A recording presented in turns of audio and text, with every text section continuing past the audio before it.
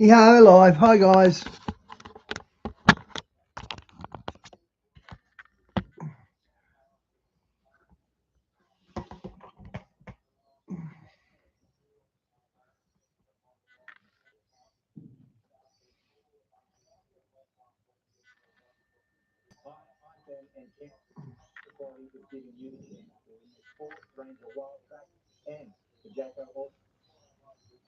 In the Nuremberg and other trials because they didn't want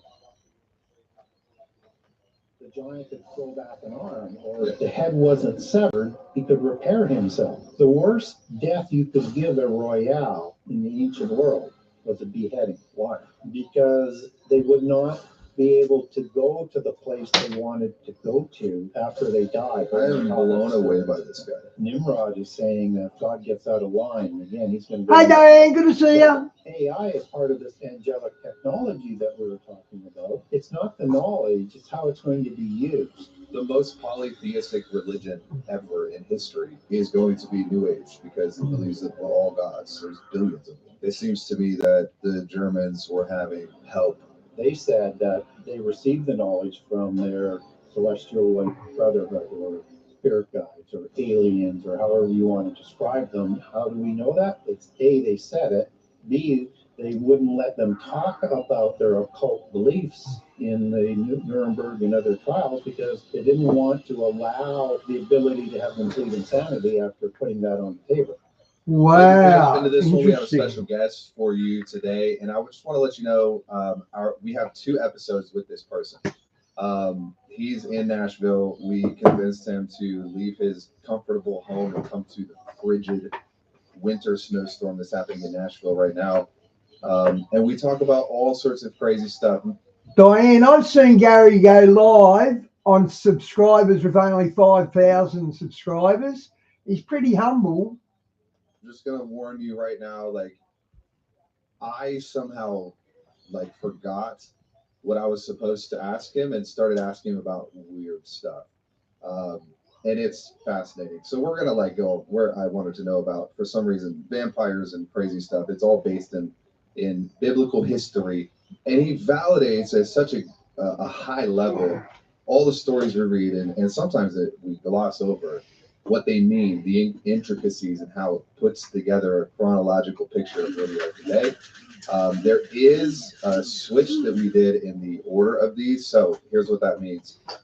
We're releasing this one first for several reasons, and there will be a more in-depth backstory and backgrounds where we're going to go way deeper, specifically into old history, the Nephilim, the flood. But today, what we're talking about in this episode is really just kind of all of it together.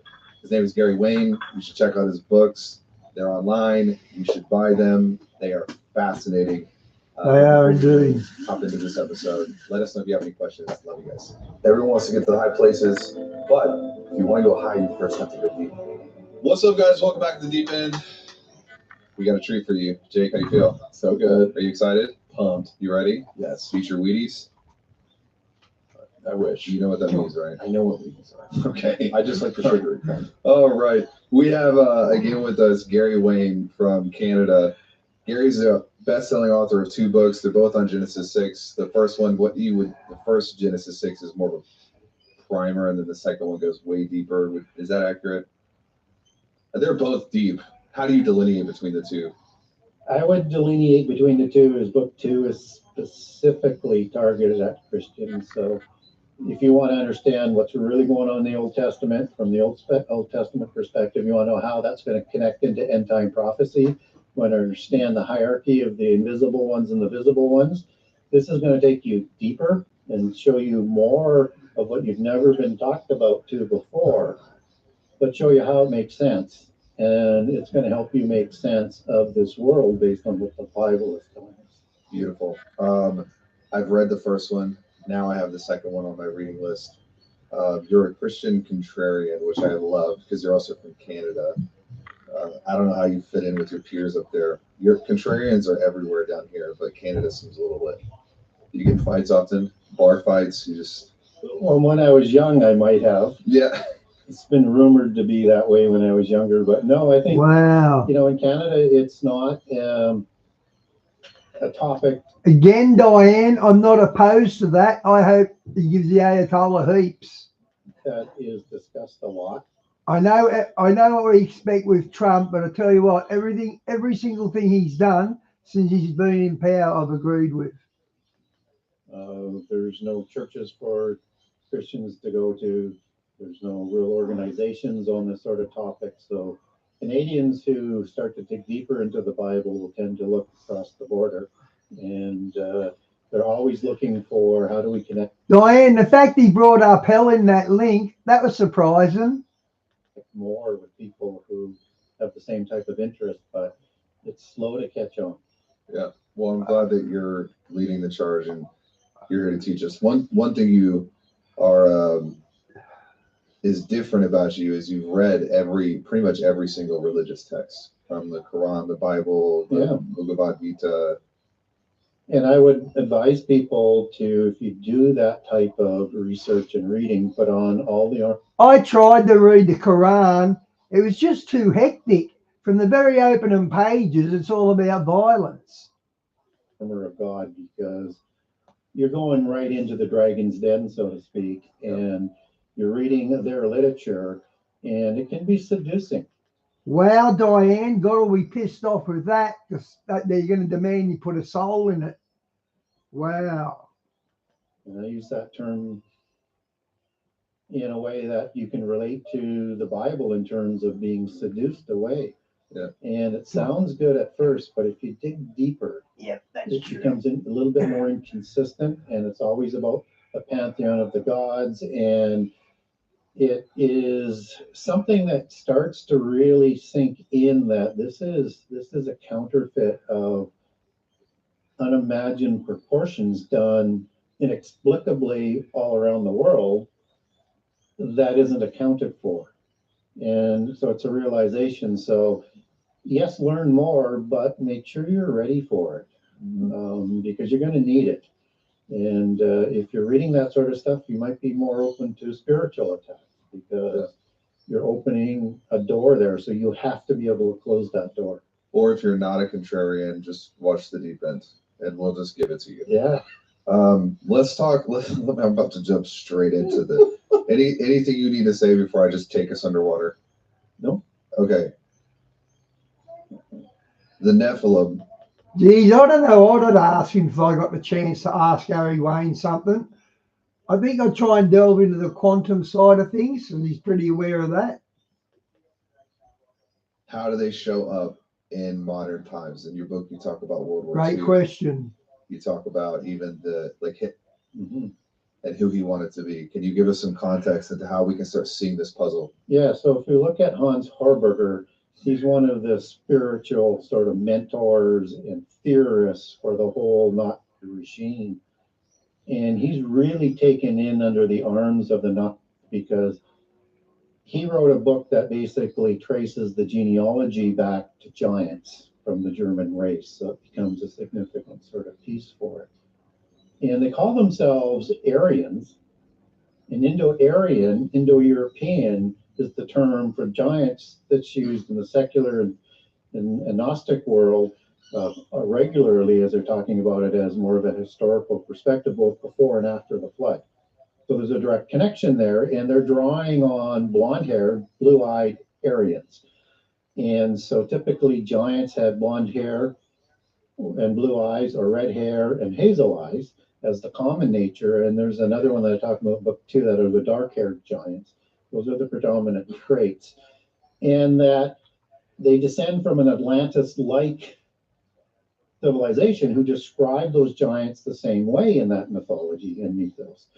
And so when we look at how they look at giants, they look at the Aryans as being degraded over time through intermarriage. And this is talking about a post-Diluvian scenario with giants that show up after the flood. So one of the ways that we can sort of get a little bit of veracity behind the belief system of modern giants being royales and being a significant part to the sponsorship of the National Socialist regime in Germany is the understanding that they keep genealogies. They keep their genealogies as royals all the way back into prehistory and back to a specific Nephilim or Rephaim patriarch, into a specific fallen angel or a celestial mafia godfather, as I like to talk about them tongue in cheek. How do they even find it? Well, they've been They're keeping keeping the records. all the way through. Yeah. Wow. It's part of their cult.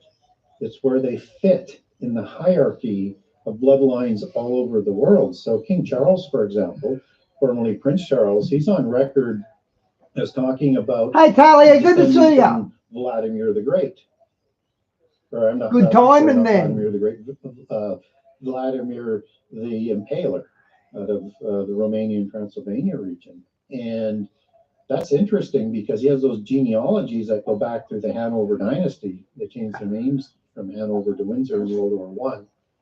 And it goes back to the individual that Dracula, meaning son of a dragon or a seraphim, is named after, A being the suffix for his son. And it doesn't stop there, that bloodline takes their genealogies back to a Scythian tribe or an Indo-Aryan tribe after the flood. It's called the Agrathi. And there's another branch that's Scion in there that goes back to another fallen angel, Tamiel or Kezadea, as he's listed in the book of Enoch. But on the other side, on the patriarchal side, it goes back to Hercules, who is the son of Zeus, who married Alcmene, a human female that produced Hercules. And that's part of the Herculides bloodline, or the Gyges kings after the flood, and it's this royal bloodline. And they have the genealogies to back this up. So I was asked several times early on is, how do we know that's true? And do you believe them? And I'm going, it doesn't really matter whether I believe them. It's what they believe that matters, and it's what they do with that belief system that we need to be interested in and be aware of, because they're working an agenda based on that belief systems. Oh, you got the 4th of July coming up in a week, haven't you? So roll this forward back. I wonder if there's going to be an uprising on July the 4th, because they're all saying that there's a lot of traffic. Actually, there's more traffic for... Actually, what's going on here?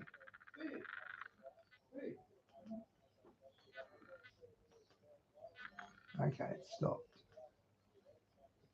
What do you want to be when you grow up? With ease, expertise, and great value. Know how to grow with UniSuper.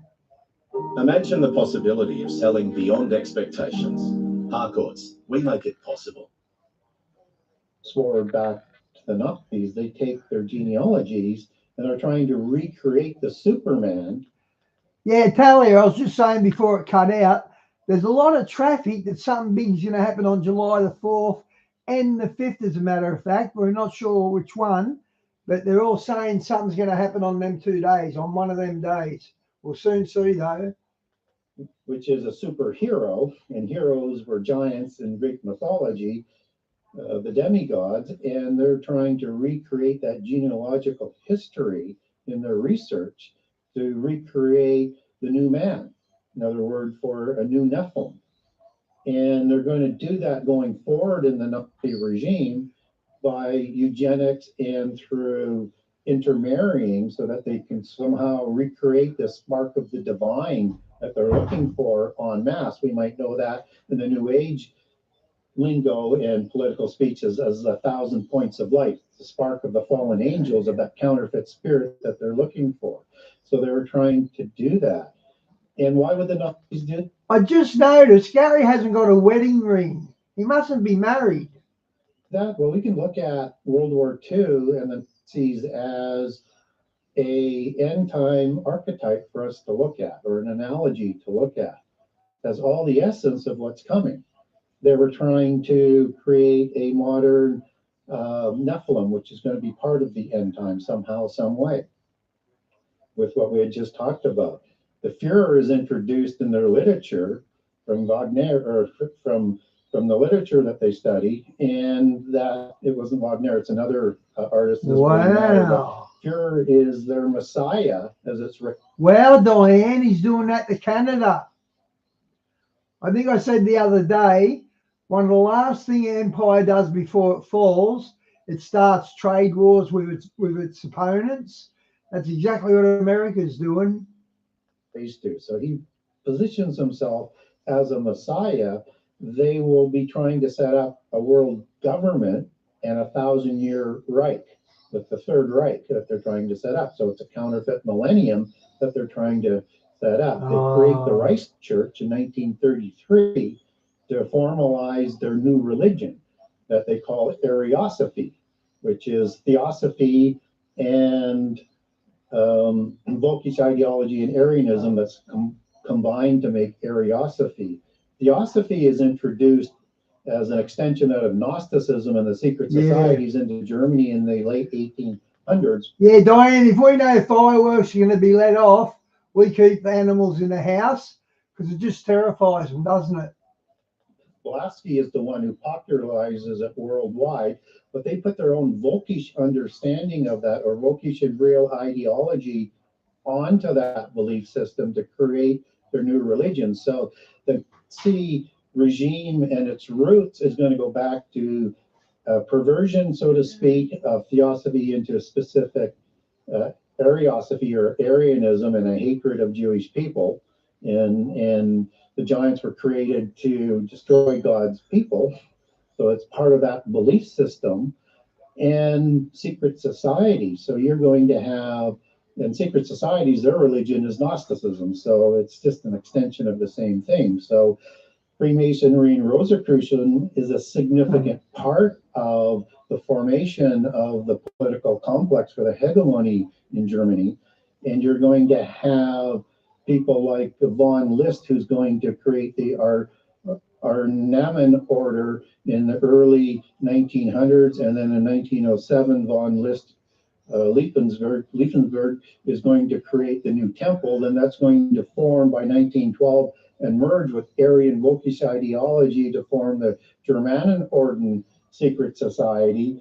That's going to make the way for the Tula or Thule society, as a lot of people would pronounce it, which is the ancient Atlantis in the Norse and German mythology that Hitler is going to be initiated into. So you have this complex work that we could go into a lot more details about. I'm just trying to lay the table of what we can look for the end time, that they're looking to put this world government in place with this polytheist ancient form of the religion that goes back to before the flood in control. To recreate it. Yeah, to bring in a counterfeit millennium. And then you have a halt of the Jewish people to roll that forward.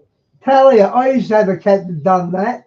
If the kitty litter was too full, we'd go in the shower and have a poo on the drain.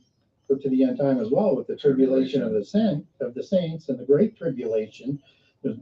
And you're seeing a similar kind of thing that we can expect for the end time.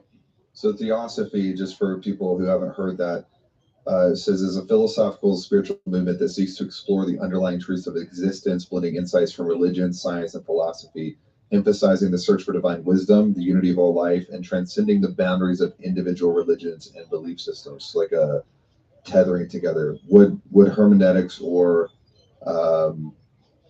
Kabbalah be examples of a theosophy? It's all part of it. So theosophy, when you break that down, Theos, God, and Sophia, the mother goddess, you're actually getting a male and female dualism that's in the pantheon within that word. And it would also be understood the wisdom of God. But in their understanding, it wouldn't be God's singular, it would be God's plural. Yeah. So this is that ancient knowledge Polytheism. Polytheism as being a knowledge cult. So now that we're on the topic of World War II, by the way, you're going to have to wrangle control. Okay, World War II. What were the Foo Fighters? Because they were very small. They weren't like big spaceships. They were like little balls of light. From us, if Come here. talks about World War II, and I know we're going to do it quick, but now I don't want to do it quick. I want to go into it. Let's go into it. It's Gary's fault, really. I've studied a lot of World War II. Yeah. It seems to me that the Germans were having help. Yeah. The technology they were creating. I mean, how they didn't bulldoze the whole world, I think that either God intervened or Hitler went crazy or some sort of both. But do you see that in history? Like he was getting downloads somewhere. Something was giving him stuff. They were having information provided for them, and they said that They actually had a stealth bomber made out of wood, like a model of it, and it was a stealth bomber that the American Army Air Force used. So it's the exact same stealth bomber. they received the knowledge from their celestial white brotherhood or spirit guides or aliens or however you want to describe them. And at the Rosicrucian level, they're in constant level of communication. And that's where it's important to understand how the secret society sort of fit into the creation of National Socialism, which is a left-wing movement, not a right-wing movement that's been reimagined so that people get sort of confused. And so when we look at the help that they were having, how do we know that? Well, it's A, they said it. B, they wouldn't let them talk about their occult beliefs in the Nuremberg and other trials because they didn't want to allow the ability to have them plead insanity after putting that on the table. And so Winston Churchill and the prosecutors said, no, we don't want to allow that. Oh wow. And so when you look now at where did they get the technology and information for to create the Tiger and Panzer tanks, which is the same format of tank that's used to this day, that was way ahead of any other technology around the world, and was so far superior. If they could produce enough of these and other weapons, they would have won the war. They received jet engine technology. Yep. They received rocket engine technology. They received whatever this bell-shaped technology was that some people Time machine, the Bell thing. speculate on might have been an interdimensional device or a time-traveling device or something like that. That, you know, I've seen a lot of research on that Bell thing. It's more likely a UFO that travels in time. sort of disappeared. It's on the records, but nobody knows, at least on the declassified records, as to what happened. Where did the blitzkrieg strategy come from? Out of nowhere, just in time for all of this new technology. And Australia were the first nation to beat Germany on land in World War II, and we done it by halting their blitzkrieg, and it was a really clever tactic how they done it. it was being fed to them because Hitler you could look at as an Antichrist wannabe. And biblically, we're told that the Antichrist spirit has been with us all the time, as the epistles of John talks about. And it's always looking. Diane, we got my cousin's dog, and he's weeing everywhere. Everywhere he's weeing in the house, everywhere. We're not looking after him again. He's a good doggy, but gee, he does a lot of wheeze. For a possible Antichrist figure. So we see beast empires that rise up through the world in the post-Diluvian empire. And so whether or not it's Nebuchadnezzar, that begins with the prophecies in Daniel 2 and 7 and 8, and will extend into Revelation with the seventh empire, you have Antichrist wannabe type figures there. Alexander would be another terrific one. And we sort of get an understanding, especially Alexander with his Greek pantheon, with the inference that is being discussed with Michael in the book of Daniel, that he's going to fight against the beast empires, not from them coming, but just to fight against them. And seemingly it seems to be to prevent the Hey, boss, good to see you, mate. To come before the ordained time. Yeah, Talia, I'm not sure. I believe they time travel, but is it the body or the mind? And if it's the mind, I know they can look through a chronovision and they can see things through that. So when Antichrist rolls forward again, now as we look into the end time, he rises to power at the midpoint of the last 7 years at the abomination. In Daniel 12, which is talking about the last 3.5 years, Michael's seen sitting. So the Save up to 40% on New Zealand at Flight Centre. Book now. Flight Centre, your centre for travel. You made it with Caboodle. Don't let the deposit stop you from getting the property you want. A deposit power bond works in place of a cash deposit.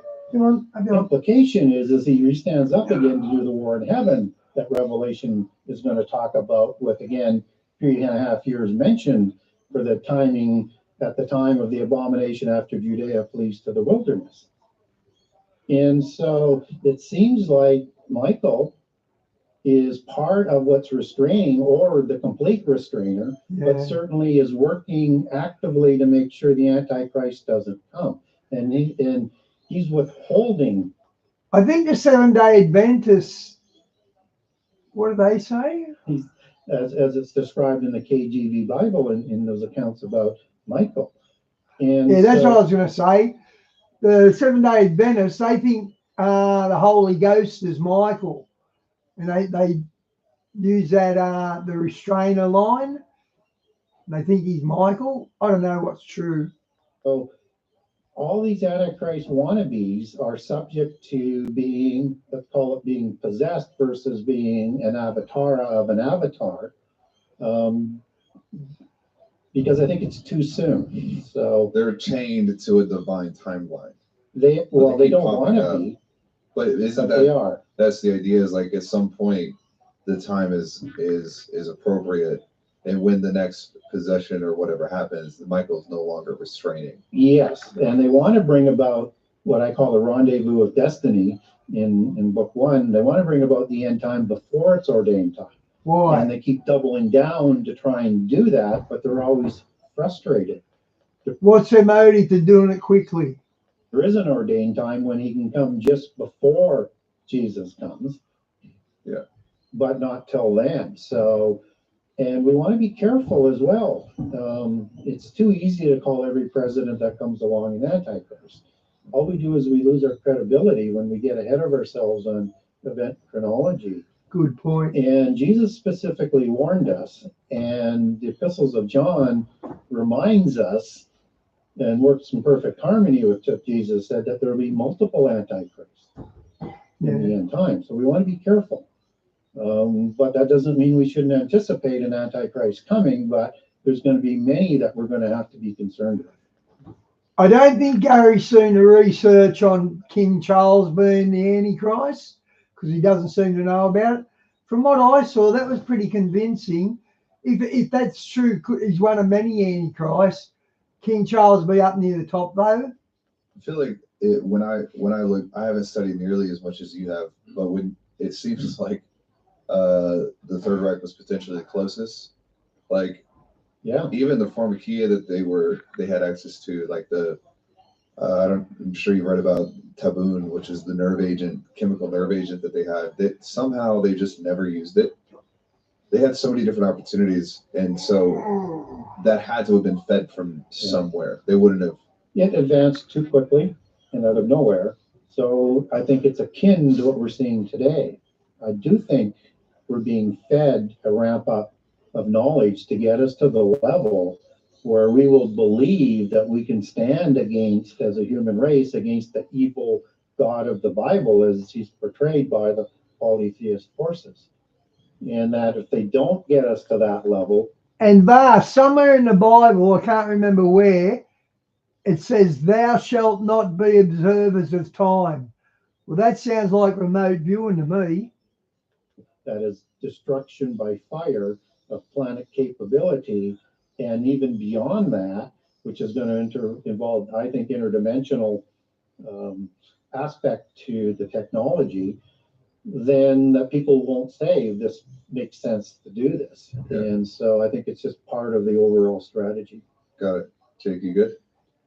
You're alive. There's so much context I still don't have in terms of even the nerve agent. I don't know what that means. So I'm kind of just listening and trying to process all at once as I'm listening. They basically could have killed the whole world.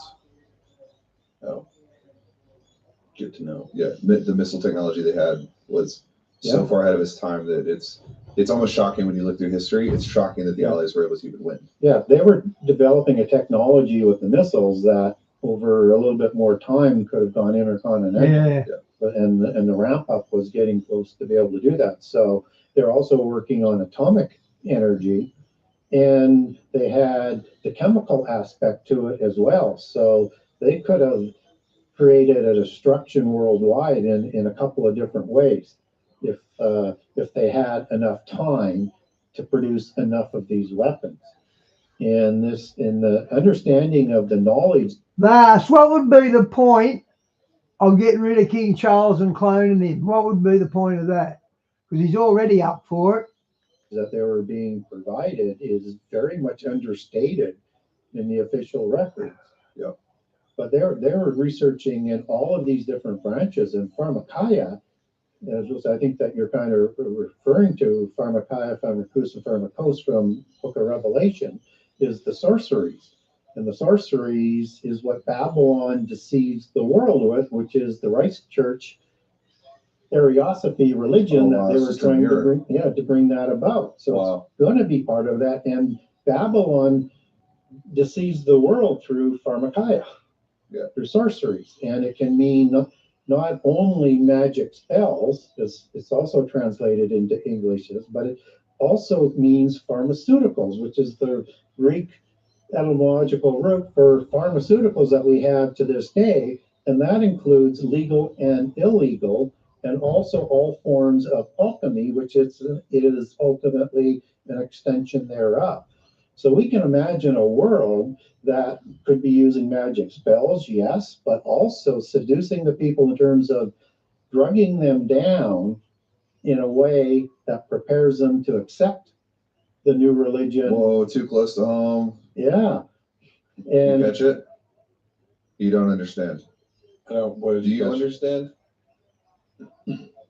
Well, we can't say it, but it starts with a V and ends with "een." Yes, it has to do with pestilences. We can say that. Yeah, we can say that. Or RFK Jr. talking about fluoride in the water. He's trying. He's going to catch up. I'm really trying. We need to get you a notebook. Yeah, so that's all part of that technology, and that technology is being fast-tracked into digital technology that can be administered through technology that can change all aspects, not only cure everything or change anything, but not just at the gene level as they're going to advance it, but at the quantum level. Well, the last,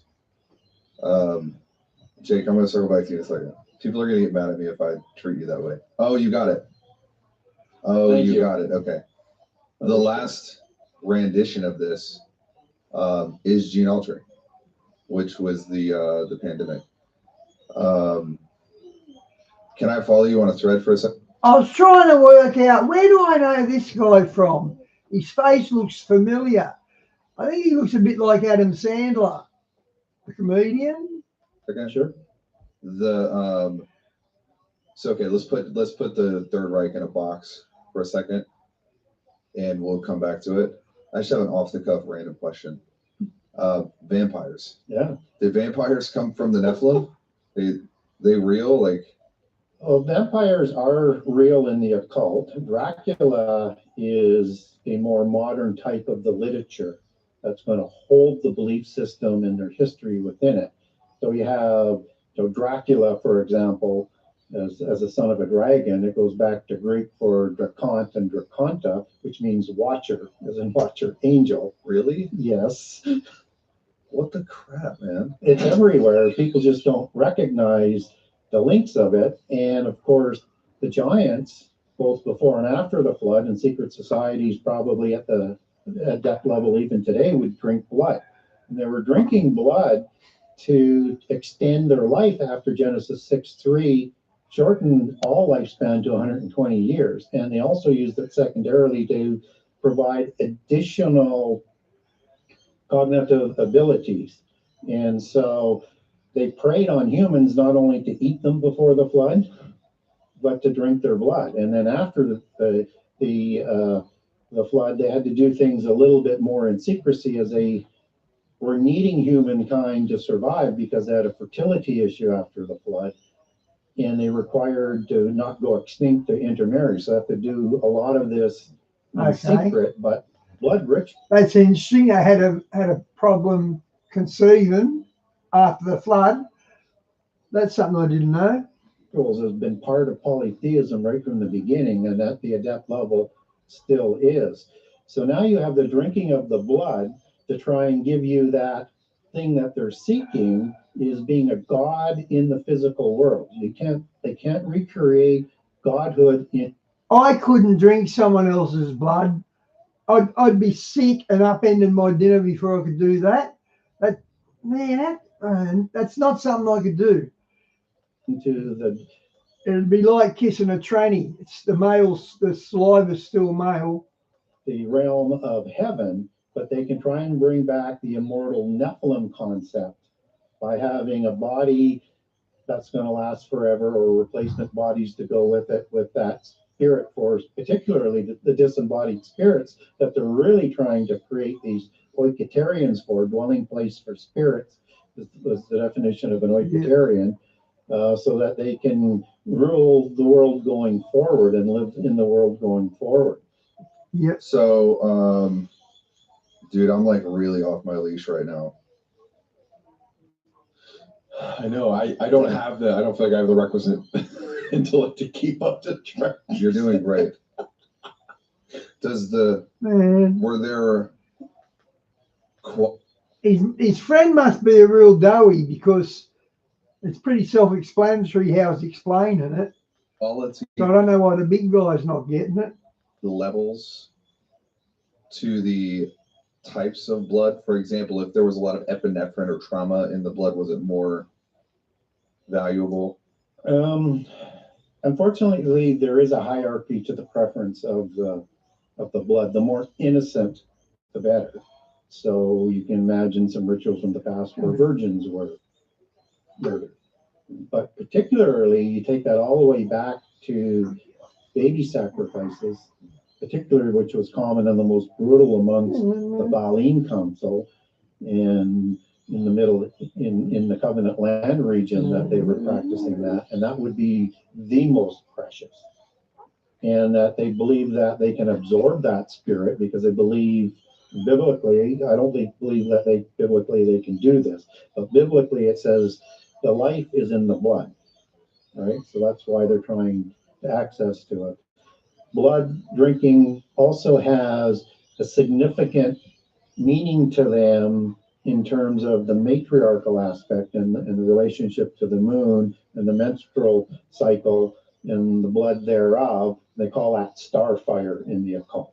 Again, to do the same kinds of things, but for separate rituals. They are a blood cult, and they call that in the National Socialist regime the Vria, which was a Rosicrucian concept that goes back to before the flood, which is again showing another representation of secret society influence amongst National Socialists, and that they believed there was something special in the blood, that if they could consume that, they could recreate again, in part, the superhumans or the demigods of ages past. So when we look at how blood fits into their ideology, it comes at the expense of humans. So it's a. You do know you're not alone in this, don't you? These scions will fight until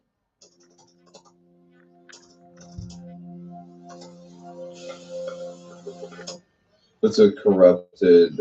It's another counterfeit. It's a Yeah. very evil counterfeit. Yeah, there's another allegory that goes with it. It's from the matriarchal side. So the allegorical bloodline on the male side is the dragon bloodline or the raven bloodline. The dragon's the most common. On the female side, it's the fairy blood or the owl blood, and fairy being more That's interesting. common on the matriarchal side.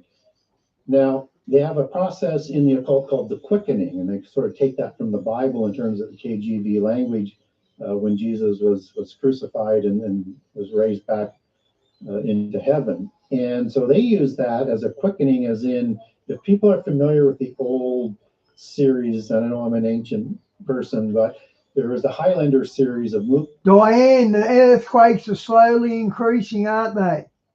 movies. Now they're up to 6.6.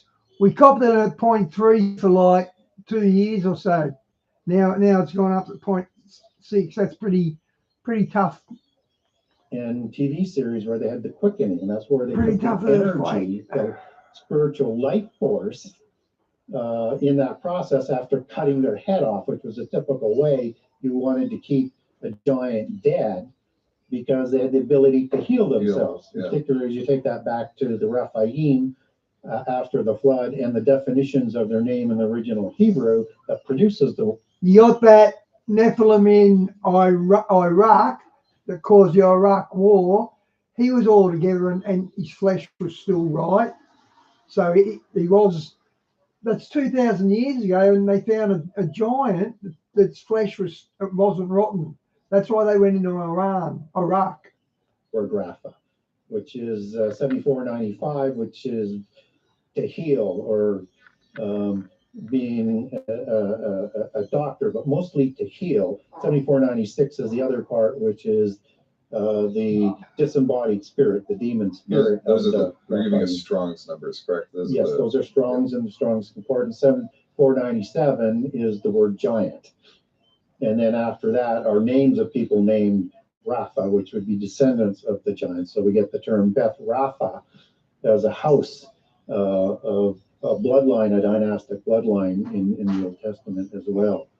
It's interesting that like the Bible specifically mentions like David cut off Goliath's head. Yeah. It must have been like you have to do that. Yeah, look at all of the details. So he took 5 stones, not because he thought he was going to miss, but Goliath had 4 other brothers. And Goliath was also the king of Gath. And there was a pentapolis of. I didn't know Goliath was a king of Gath. I didn't know that. 5 cities of the city-state complex. Oh, the 5 cities wiped out by the Sodom and Gomorrah storm. Is that what he's saying? He thought he might have to kill either 4 of his brothers or 4 other kings that day, so he took 5 stones. That rock going through the head would kill any individual. It was probably one of the most lethal weapons, most accurate weapons of the ancient times. Yeah. But he doesn't take that for granted because this is a giant that could grow back an arm, or if the head wasn't severed, he could repair himself. That's like Wolverine and X-Men. They're based on this sort of stuff as well. And so he chops off the head with Goliath's own sword and then raises it up, not only to Israel, but to the Philistines, and a sign saying he's officially dead. He is not coming back. Yeah. And it's the worst death you could give a royale in the ancient world was a beheading. Why? Because they would not be able to go to the place they wanted to go to after they died. So if you look at most polytheists. Okay, that's like the American Indians. They used to scalp people because they believe the way you died is how you show up in the afterlife. So scalping you makes you look like, that's done to their enemies. So it's the same sort of principle. Rituals. The Ugaritic text is a good one. The Egyptian text is, but they're all kind of similar with a few nuances. So in the Ugaritic text, when a Rephaim dynastic king giant died, he would be paraded into the other world, or Sheol or Hades, by the other Rephaim kings to be delivered to live with the gods, and in their belief system to be like a god, just as Osiris is in allegorical terms raised to Orion, where all the angels and the gods are. Right? He would be raised to godlike sort of status after his death. And so in Egyptian stories and rituals, it was on a boat that sailed on a river. Greek had a similar one of this river that went into Hades and Sheol. So if they had their heads chopped off, they were either going to roam the earth as in dry places, as Jesus describes these devils, which is poorly translated, in my opinion. The word is daemon, or the Greek word in the New Testament for demon, not diabolos, which is the word used for the devil for Satan. It's a distinctly different word, translated the same way.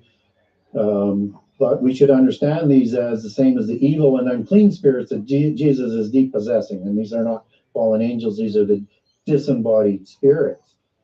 And so when we look at where they could go, there would be what Jesus describes as like being in dry places and needing a body to go into to have rest or to interact with the world. So they're going to suppress the host, right? It's not a symbiotic relationship versus what an avatar relationship would be more symbiotic, where they're adding power and wisdom and stuff to. Diane, our state in Victoria, they just brought out a ban on all gas cooking in restaurants and that by the end of 2027. So that's the state that was the most lockdown government in the world, the Victorian government, and that's what their plan is, to turn off all the gas and make them go to electricity. But they can't supply reliable electricity because the power points to get power stations are shutting down. For them in that belief system. And so when we look at where else they would go, we should go to Ezekiel 32. We have other references that would be in Isaiah 14 and elsewhere, but it's talking about the terrible ones who did terrible things to humankind in the time of Nebuchadnezzar, who is the terrible of nations. And the terrible ones, which are described as the mighty ones in the sides of the pit prison in Sheol or Hades, are talking to Pharaoh, another terrible one, and a royale, and along with... That sounded like the river Styx, didn't it, Vas? I was going to say that. The mighty, which is the Hebrew El in that translation, so fallen angels and giant demon spirits, the worst of them, that are talking to Pharaoh. So that's where they didn't want to go. They wanted to get to where their gods are. And the other scary thing to keep in mind, these terrible ones, especially the finance system, are ones that are coming out of the pit prison just before the midpoint of the... Like, we haven't had checks you signed for years. We don't have checks at all. You couldn't catch a check now. Last 7 years with the opening of the pit prison in Revelation 9, along with the fallen angels who did the most horrible things to humankind and violated the laws of creation and would have blasphemed the Holy Spirit as coming like a mother goddess would be one of those sins.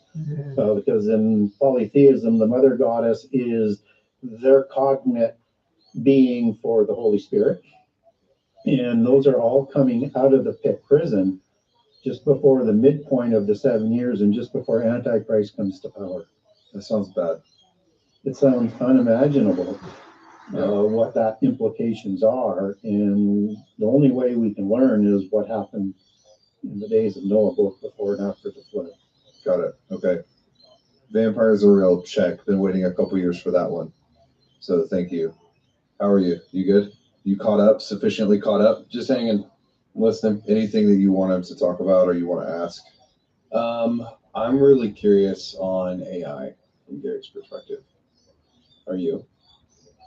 Sure. Yeah. I'm very interested because you have said things like you think Nephilim are involved with AI. And I'm very curious on what is happening. How are Nephilim attempting to mess with us now? What are the modern day tactics that are happening right now, including AI? Well, let's just look at AI as a separate thing and just sort of connect it into the larger notion that it's the royales from more of the back rooms now that are controlling everything. They'll become more visible because you're going to have 10 kings that are going to rule the end time government before Antichrist comes to power at the midpoint of the last 7 years. So they come first, and Antichrist rises up between those horns. Daniel 7 refers to in Revelation 17. And so these are the descendants of the beast empires. These are, as Daniel 2:43 is, they're going to mix their seed with humans. These are the ones that in Psalms 21:8-10, he's going to remove their fruit and their seed from the seed of humankind in the end time, in the time of his fiery wrath. There's a seed line here that's been with us all the way through. And these are the terrible ones that are also destroyed on a mountain, which is likely Mount Hermon, in the end time, at the time of Armageddon. So with that sort of as a background that somehow, some way, Nephilim or their descendants are going to be with us, or both, and certainly they're going to require a creation for a soul and a body of some form for the demonic spirits that are going to interact with us. We're going to have that influence again in the end time. Now, AI is part of this angelic technology that we were talking about.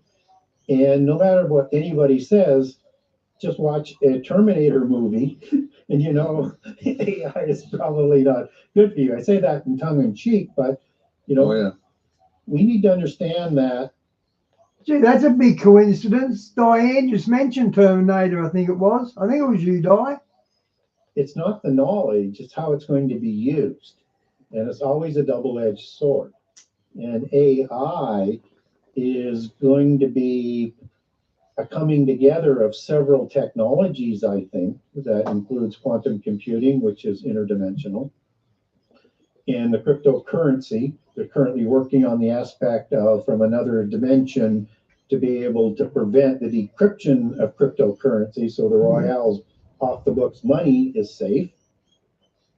Yep. And so this is all being worked on. In fact, even at the Davos meeting last year, they're quite disappointed that AI is not up to speed yet to implement their chip system that they talked about in 2007. Yeah, Di, I lose track when I'm replying. In 2018, so that they can create that in conjunction with the Neuralink that create this hive mind, so to speak, where they can communicate without speaking. They're talking about that in depth.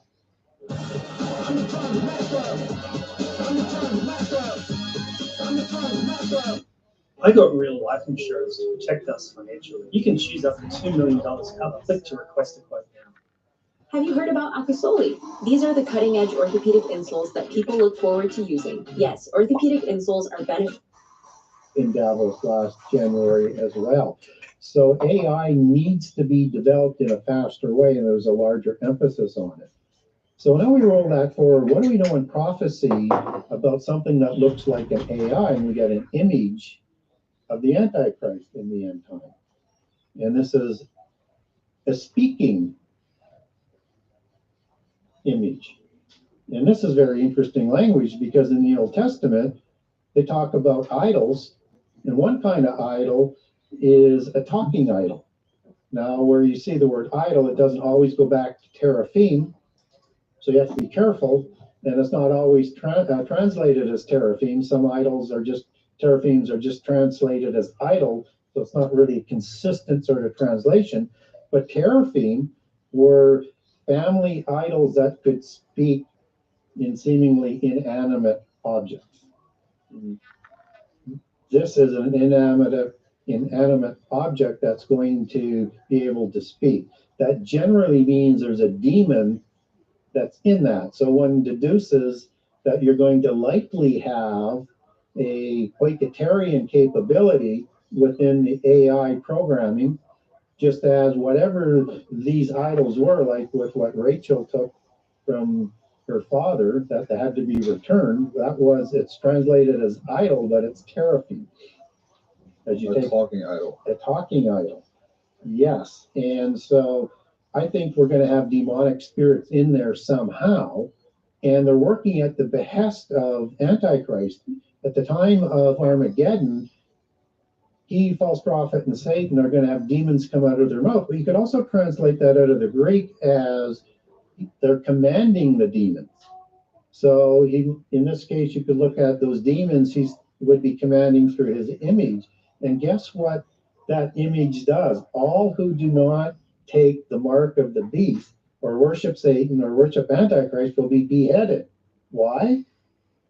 Because some of them have rivals out there. I mean, some of them, they have, the Antichrist will have rival bloodlines out there who don't want to submit to his kingship of the world. So they're going to make sure those ones are going to stay dead. That's why the beheading.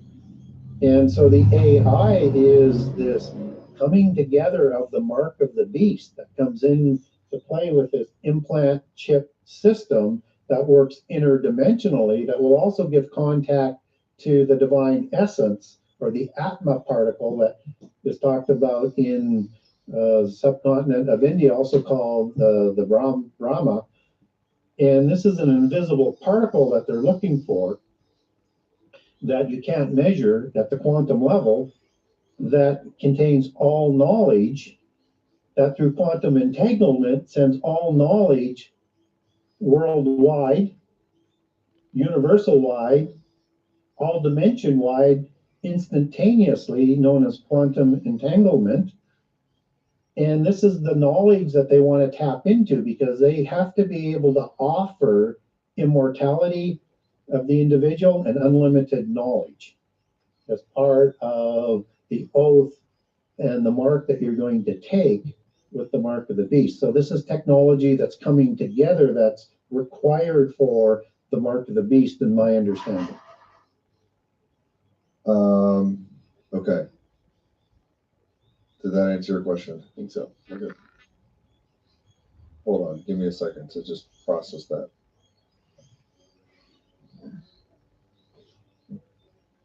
CERN. Yeah. What? The CERN? Yeah. What is that again? It's it's the first like major quantum location. Yeah. Is this Switzerland? Yeah.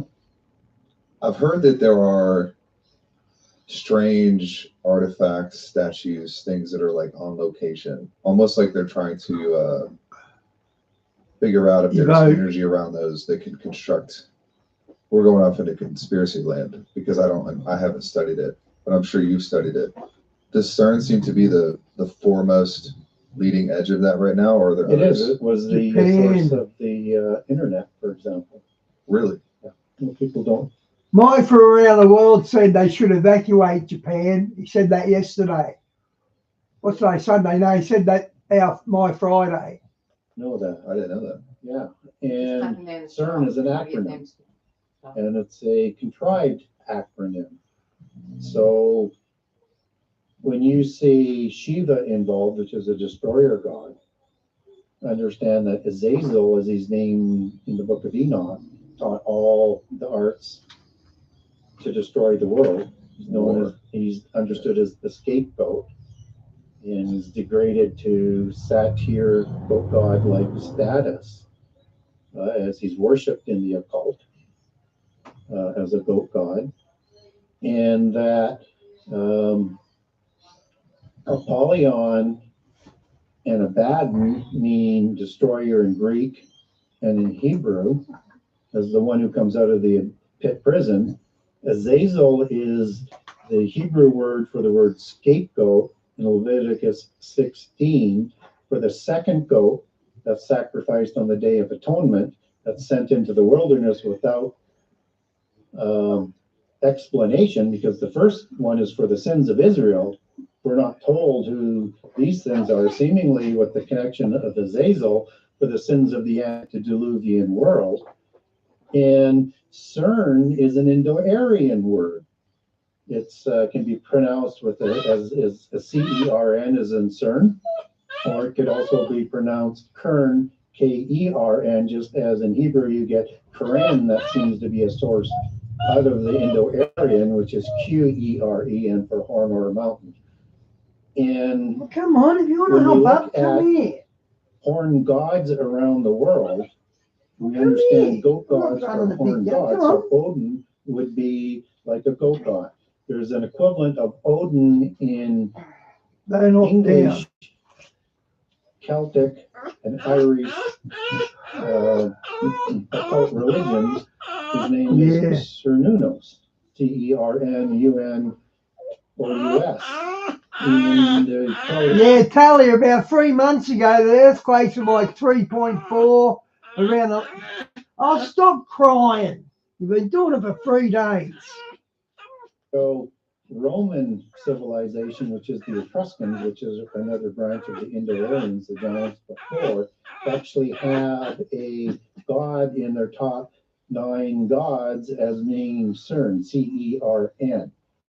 So what does CERN mean in Indo-Aryan? It means a horned god, a horned-headed god. Wow. These are satyr gods, just as Pan is a satyr god, just as Bacchus is a satyr god, and numerous other names. And Baphomet, worshipped by the Knights Templar, is a horned god, and likely Azazel, as they honor Azazel in their religion for providing them all the knowledge. And in fact, Rosslyn Castle, built by the St. Clairs who created Freemasonry, has an angel hung upside down with a rope in the shape of a Z, with the pearls of wisdom hanging from the neck as the. Mars, that happens especially when they turn on the collider. You're right. The veil thins and they see leprechauns, giants, they see all that, which we're going to see now with our own eyes anyway pretty soon. Knowledge as a representation, and he's hung upside down. That's the representation of Azazel in that chapel. When we look at CERN, it's closely associated with the technology that was here before the flood, and with Azazel, who's in the pit prison. And in the book of Enoch, he is the leader of the Watchers. Diane, I'm not going to tell the dog that. He'll want to go with you, or she'll want to go with you. That was sent to the pit prison. So if you can now use this interdimensional technology, you can do a couple of things. One, you could go into heaven, as Antichrist will in Daniel 8:10 in the end time, and throw some of the starry host down on the earth. He can try and do what Satan tried to do in Isaiah 14. And that's the same time as the war in heaven in Revelation 12, when Antichrist comes to power. And Michael stands up, and Michael fights against the angels and throws them down to the earth. And when we look at the other thing that he can do is he could go into another dimension, because it's thought that Sheol and Hades is in the same space as the inner earth, but in another dimension.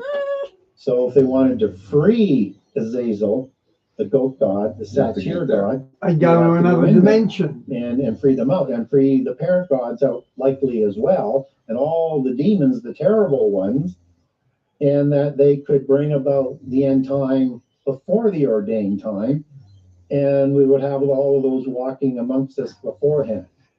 They just go in and release them, force the timelines up. Yeah. Now this will blow your mind a little bit too.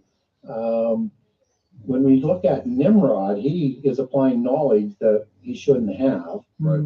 And that as people working as one nation, one language, nothing is going to be prevented from them from doing if they choose to do it. And in the version of the Polychronicon and the secret societies and Freemasonry, in the version of the book of Yasher, although I know it's Apocrypha as well, he threatens God and speaks hubris, which an Antichrist figure would do. So he's like an Antichrist archetype, ruling over all. Trump does that. He boasts a lot. Very concerning. All of the Noahites at that time. And that he imposes this Enochian mysticism on them, and Babylon is sourced in the root word Babel that Nimrod introduced that religion on, just from the antediluvian world, and that he is utilizing this knowledge that he receives that we talked about I told you not to hop down. in terms of the knowledge from the antediluvian world that's delivered by Hermes to him. And he initiates 1,000 Masons in that sort of process. So Josephus talks about some of these. I can't reach you there. Well. You have to come closer. And so as you triangulate all of those, it sounds like there's a technology there or knowledge that they could do things. Now the understanding is that pyramids, ziggurats, and towers were essentially used for the same purposes, and that they were a technology. Now for this over to the Akkadian version, and where you have El, It is transliterated into other languages as AL or IL or ILU.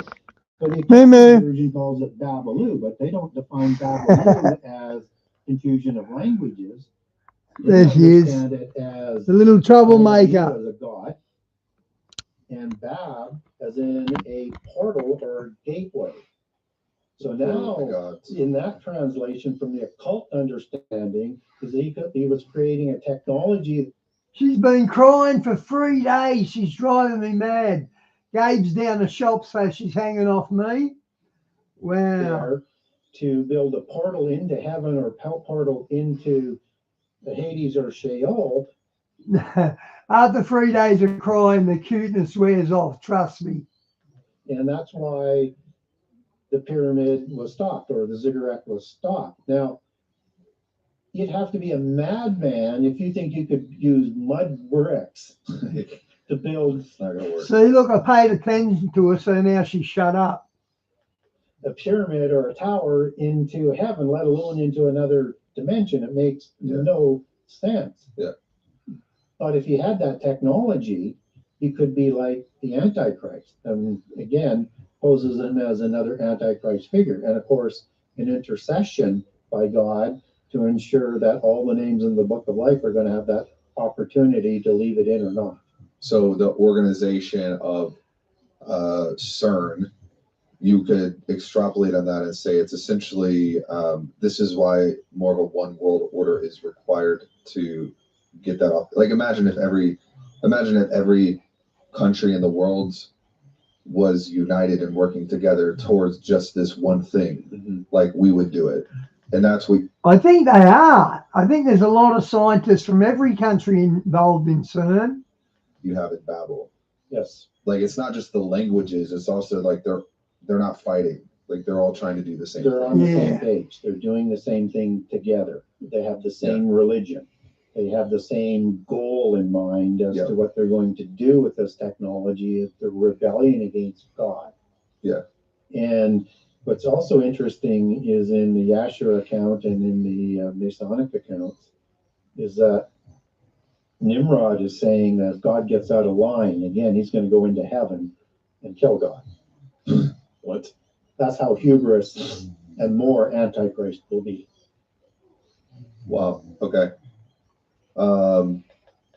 See, they really think they can win. I used to wonder, why would they do that when they know the scriptures? Because they really do think they're going to win. They're getting a bad land of themselves. Hey, where you want to go, or you want me to keep going? You keep going. Can we talk briefly, like where the end time prophecies have yet to be fulfilled and things that you're looking? Great question.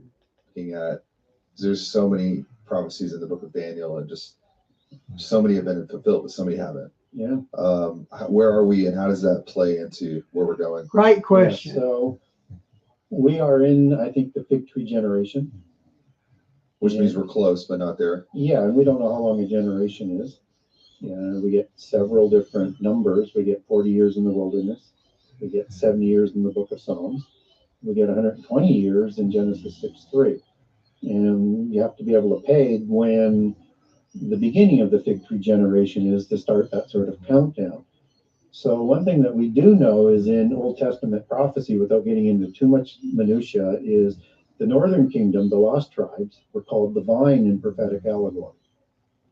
Just as in Hosea 9, for example. And in Jeremiah and other passages, you have the southern kingdom called the figs or the fig tree. So just before Jesus goes into the temple and just before he gives his all of that discourse and the signs of the time, he's going to go up to a fig tree and he's going to grab a fruit off of it and he's going to kill it, the fig tree. And the disciples are going to wonder why. And he's going to say, because it no longer bears fruit. And they're about to totally violate the Holy Covenant and reject their Messiah. So now he's going to use that as an allegory for the fig tree generation and the people of the southern kingdom, which is Judea. they're going to understand, the disciples, exactly what that means. They may not understand that they're going to be dispersed at this point, but they should, because it's written into the Holy Covenant. You violate it enough times and you're going to be dispersed. And you have the example of Babylon with this. Yeah, I whispered, "Shut up, dog! Shut up, dog!" That's what I whispered. Northern kingdom and the northern kingdom that are still lost to this day, who have not awakened yet. So that's one of the events that's going to have to happen. And Babylon will come back. Right. So after, not Babylon, the northern tribes will awaken, called by name in the end time. That has not happened. It hasn't even begun to happen yet. But what we do know is that the southern kingdom has to be back in the covenant land. And I would argue specifically Jerusalem, where the fig tree was killed, in the end time for it to kick off. And they got control of Jerusalem in 1967 and declared independence in 1947, fought their War of Independence in 1948, but the declaration was 1947. So you have those two starting points. But I think you have to be in control of Jerusalem because it's an epicenter for end time prophecy. And it has to be sort of in place. So if we are in the fig tree generation, Jerusalem kills all God's prophets. They've done it since their inception. They all kill God's prophets. I would use that as a start. I would rule out the 40 years. I would say 70 or 120 years. If we are in 70 reign, then we might see things happening a little bit quicker, but it could be longer. So we want to be careful with this. So some of the major events that haven't happened yet is we haven't seen the declaration of the covenant of death in Daniel 9:27 that kicks off the last 7 years. That's reserved for the end time. What? The covenant of death? And we haven't seen Babylon rise. Did he just say the covenant of death? Starting points, but I think you have to be in control of Jerusalem because it's an epicenter for end time prophecy. Amen. And it has to be sort of in place. So if we are in the fig tree generation, I would use that as a start. I would rule out the 40 years. I would say 70 or 120 years. If we are in 70 reign, then we might see things happening a little bit quicker, but it could be longer. So we want to be careful with it. So some of the major events that haven't happened yet is we haven't seen the declaration of the covenant of death in Daniel 9:27 that kicks off the last 7 years. That's reserved for the end time. And we haven't seen Babylon rise, this universal religion that's going to be in place, I think, before the 10 kings rise. And she's going to What, the Jesuits don't count? control the 10 kings as she rides the empire of beasts of present and past in the time of John and controls it with the reins. And they're going to grow jealous of her, which is why they, in the hour at the ordained time, and it's an important hour of a lot of things. We won't go into all of that, but it's a key word to understand in biblical chronology for people for the end time. And in that hour, they're going to have their power over the Antichrist. They're going to destroy Babylon, and then he's going to implement the mark of the beast. So we haven't seen Babylon rise. We haven't seen the 10 kings rise. And we haven't seen the start of a sacrificing on a wing, on extremity, or an overspreading of the temple. I pick you up and you hop down and cry. As soon as I pick you up, you hop down and cry. Last time I'm doing it. Come on. That's going to control all other religions around the world, including Islam, pick you up. to make that happen. Oh man, So go away then. Is the woman you're talking about Sophia? Come here. Yeah, I think she's going to be represented as Sophia, but you Hop can pick down, any you of the queens of stand down. heaven as an allegory. We do get Queen of Heaven as a term biblically in Jeremiah 4, where Oh, knock it off. Come on. sacrifice and cakes off to the Queen of Heaven as being offered at that time. And so when we look at the woman is the Babylon religion, This is the mother of all harlots. So it's the mother religion and Okay, hop the, down, you're not getting back up. original mother goddess that religion would come from. The Old Testament uses a term called the daughters of Babylon as offshoot religions of Babylon that dominated all of the beast empires. But this is going to be something that's going to be significant and a return to the mother goddess as part of the worship process of the end time. So, which would assume that that's a theosophy type religion, correct? Yes, we would from a Western perspective. Such as New Age, or like Christ, the consciousness. Like, does that qualify, or what qualifies as a religion? I'm trying to figure out what it is. Good Basically, question. two religions in the world: monotheism This guy's asking some pretty good questions. I'll give him that. and polytheism. Okay, got it. Okay, and so all of these religions are based on the old religion before the flood, or the religion at Babel, in terms of what Nimrod imposed. Well, the most polytheistic religion ever in history is going to be New Age, because it believes that we're all gods. There's billions of them. Yeah, well, it's the same belief system as in Hinduism. It's the same belief system. That's true. Yeah. Yeah. So it's going to follow In fact, some New sort Age of. borrows a lot of Hinduism and Buddhist terms into their vernacular. That's a big realization if people are paying attention. Yeah, and Christ consciousness is their belief system of the coming Christ, not the coming Messiah, not Savior. not Yahweh, not Jehovah, not Yeshua, not Joshua. I mean, several different names that you could apply there for the same being. This is their counterfeit that's coming. Right. Just as they've sent many on the way in their belief system, whether it's Confucius, whether it's Buddhist, and Buddhist was an avatar of Vishnu, the avatar, to create that religion and provided the wisdom. And this will be, as they understand it, the New Age, an incarnation, which is a term that's used in some allegedly Christian works as an incarnation that we should be very, very careful with, because Jesus isn't an incarnation. Can you explain? Can you break that down? So in an incarnation of a Christ consciousness, it is a angelic being that's going to come into an already born human being that has a host, but it's symbiotic relationship versus a demonic possession. Okay. Yeah. Animals know there's nothing more natural than relaxing and enjoying the healing benefits of water. Sky World has everything we humans need. Talia, a lot of people think CERN is Babylon Tower. A lot of people think that. To do the same. Oh, come on, hop up. Spas and saunas to shade. 50th Visit your time. Spa World showroom for our latest sales.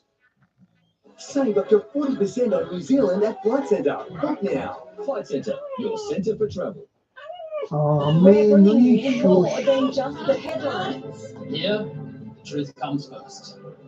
What do you want to be when you grow up? With ease, expertise, Yeah, I'm going to take financial advice from a 10-year-old kid. and great value. Know how to grow with UniSuper. And it's going to add additional power and knowledge. So just as Satan enters into Judas to give him the courage to continue to betray Jesus, Right. that would be the biblical analogy of that concept. And also understand that Satan is going to receive all the power from Satan.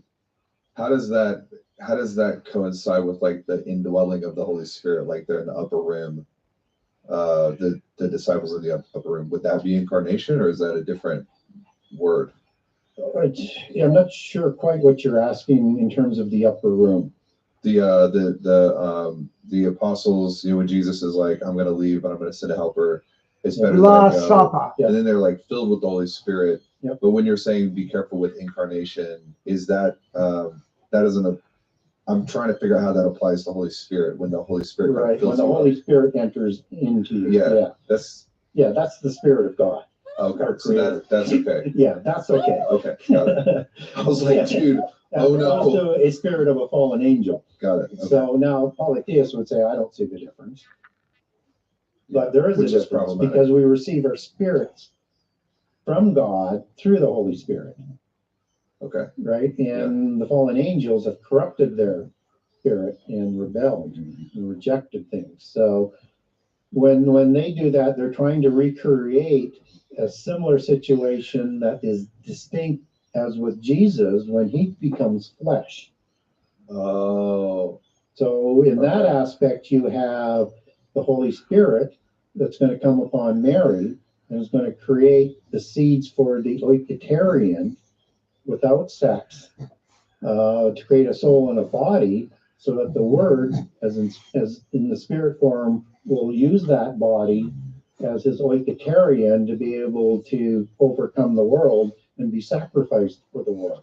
And they have, at this point, the other, the polytheistic fallen angels, they haven't figured out how to recreate what Holy Spirit did with Mary. They can't do that. Yeah, Okay. they don't have that ability, and there's only one spirit in Jesus.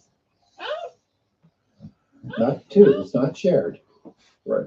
Okay, so there's a distinction there that the polytheists have brainwashed us to accept as an incarnation, which has two spirits involved as a minimum. Oh, And you could have shush, more than Moo, that. come on. This is like 10 steak dinners in one podcast. Yeah. I'm gonna go make some coffee for both of us. We're gonna do an intermission and we'll come right back. Sure. He's looks so overwhelmed. I'm gonna have to watch this at like 0.75, and then I can't wait to make shorts. I think I'm gonna learn what you're saying on this episode from making the shorts from this. I don't know if you can tell, but like can we be best friends, please? Yeah, sure. I need someone to call when I'm so confused. I feel like what we just did is we just went from a solo, and now you're Jake and you're Taylor, Yeah. and I don't know what I am anymore. I'm just Okay, guys, I might switch. It's been interesting, but I might switch.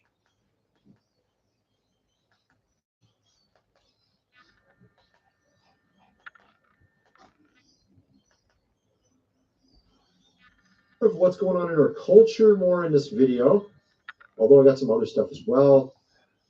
Got Katy Perry and Orlando Bloom breaking up, and you're not going to believe what happened with regards to Jeff Bezos in between these two people. It's absolutely hilarious. We'll get into that. We got Will Smith apparently losing his mind. We'll get into that one. Actually, Rachel Zegler as well. We're going to get into also what was really going on with this whole thing as well. The facilities, got some new information on that as well. And we're going to get into this guy, Michael Tate, Christian musician. Oh my goodness, this is insane, the stuff that is coming out with regards to that guy. Of course, it's all alleged, but it's so many things. It's just like, what? What is this? We're going to get into that as well and much more. Let's just get going here. Let's start with this one here. We have Marvel's Ironheart. Reactions are in, but you are, of course, racist if you don't like it. This is what some are saying. Of course, it's a new TV series. Apparently, they made this a long time ago, and it was all back when they were doing the heights of rainbows and wonderful things they wanted to put in. Hi, Ryu. Welcome to the channel. Although I do know you because you've got a blue wrench. We used to make, feminist stuff, all that kind of stuff, right? The height of that. They built it, they made the movie back then, or the TV show, back then. And of course, they sat on it because they're like waiting for the perfect time to release it.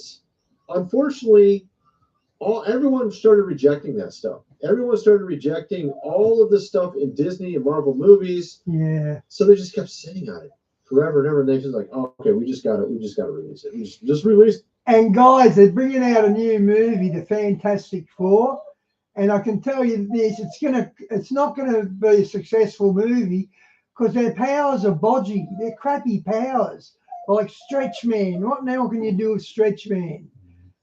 So at least it hasn't gone woke. That's it. And of course, they're already trying to tell you that if you don't like it, you're one of these.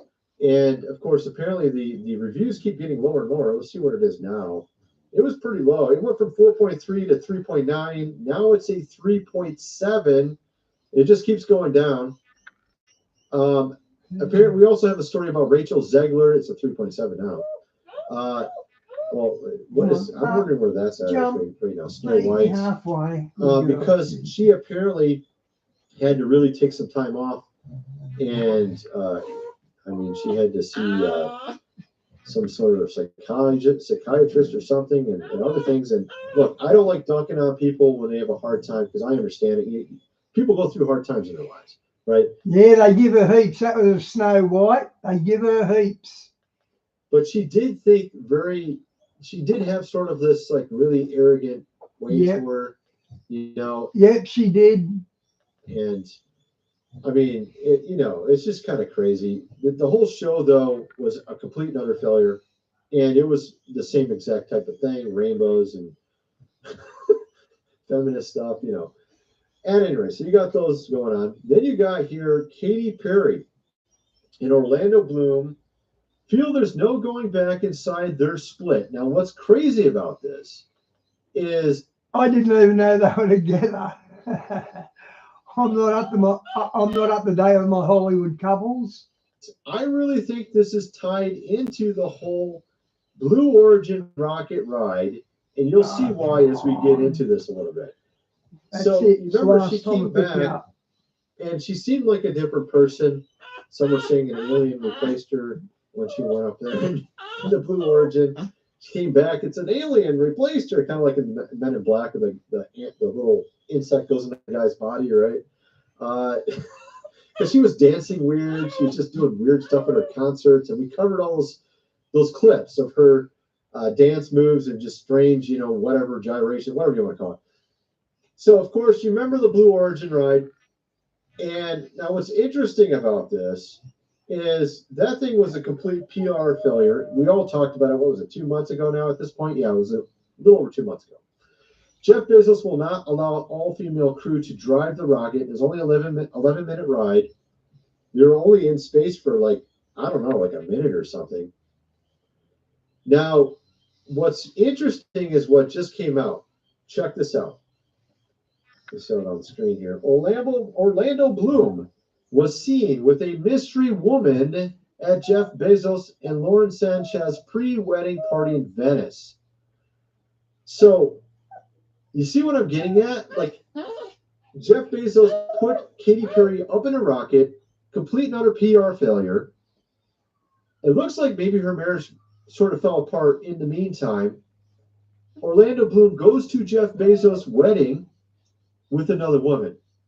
So that maybe there was even a fallout, perhaps with Jeff Bezos and Katy Perry. I don't know.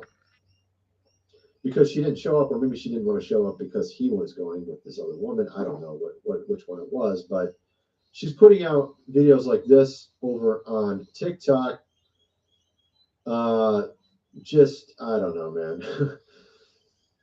Like, she's freaking out. She's happy. I don't really know, man. I don't really know about that. But obviously, splitting up is not fun. It can be very terrible. But it's so strange seeing some of the stuff that's been happening over the last year.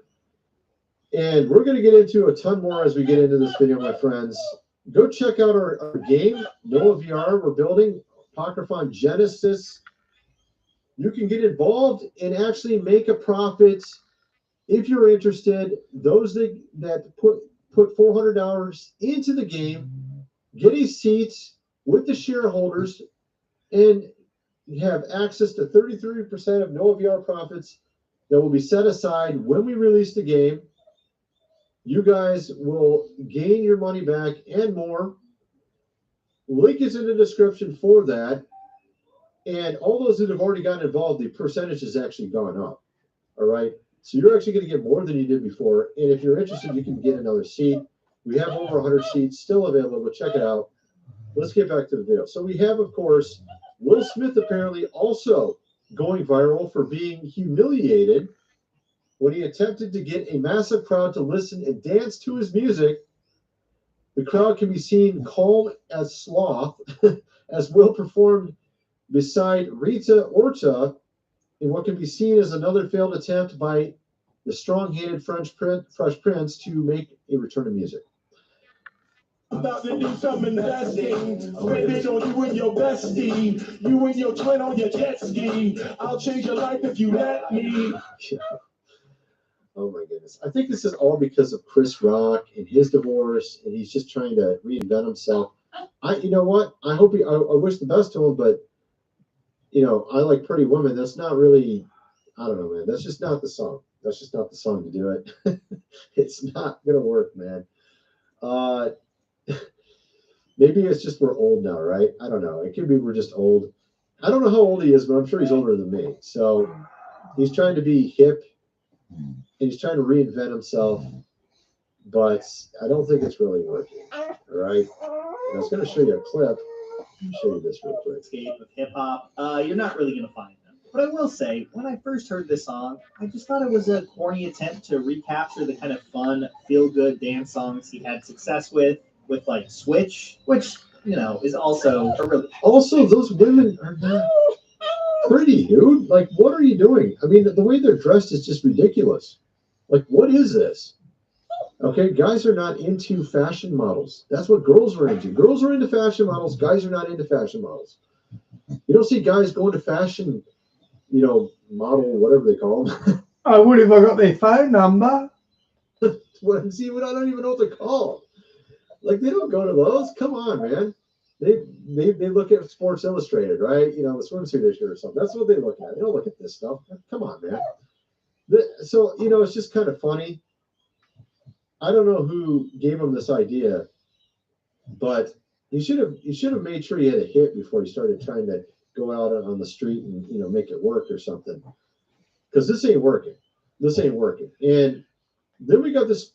Talia, I feed my cats at 7:30 in the morning, and if I'm not awake, they'll jump up on the windowsills and push the ornaments off to wake me up. They're little buggers. Story with Diddy. Diddy apparently now has 3 major charges dropped. This is crazy. I mean, there's nothing left. This is insane. They dropped these 3 things: arson. You can see the other ones on the screen here. Of course, these are the worst ones that were obviously applied to him in the trial. What's left? I mean, like, what is he going to get? A slap on the wrist, walk free or something? I mean, there's lawyers already saying that. There's lawyers commenting on this case saying that the guy's going to walk away from this. Now, I think it has a lot to do, again, with, obviously they couldn't do what they did last time. You remember what happened last time, right? You had the guy with the island, of course, Jeffy there, and you saw how that whole thing turned out, right? They couldn't do it twice because no one even believed the first time it happened. No one believed it. No one believed the cameras went out. No one believed any of it. Even when the director of the FBI came out and said, yeah, that's what happened. No one believed it. No one still believes it. So they got to do it differently this time. This time, what do they got to do? They got to let them walk. They got to somehow get all the charges dropped, let them walk. Why? Because if they don't, all those people that went to the parties, hundreds and hundreds of famous people could end up in prison themselves. That's why they're probably going to, this is just kind of my thoughts on what's going on. You know what I mean? I really think that's probably what it is.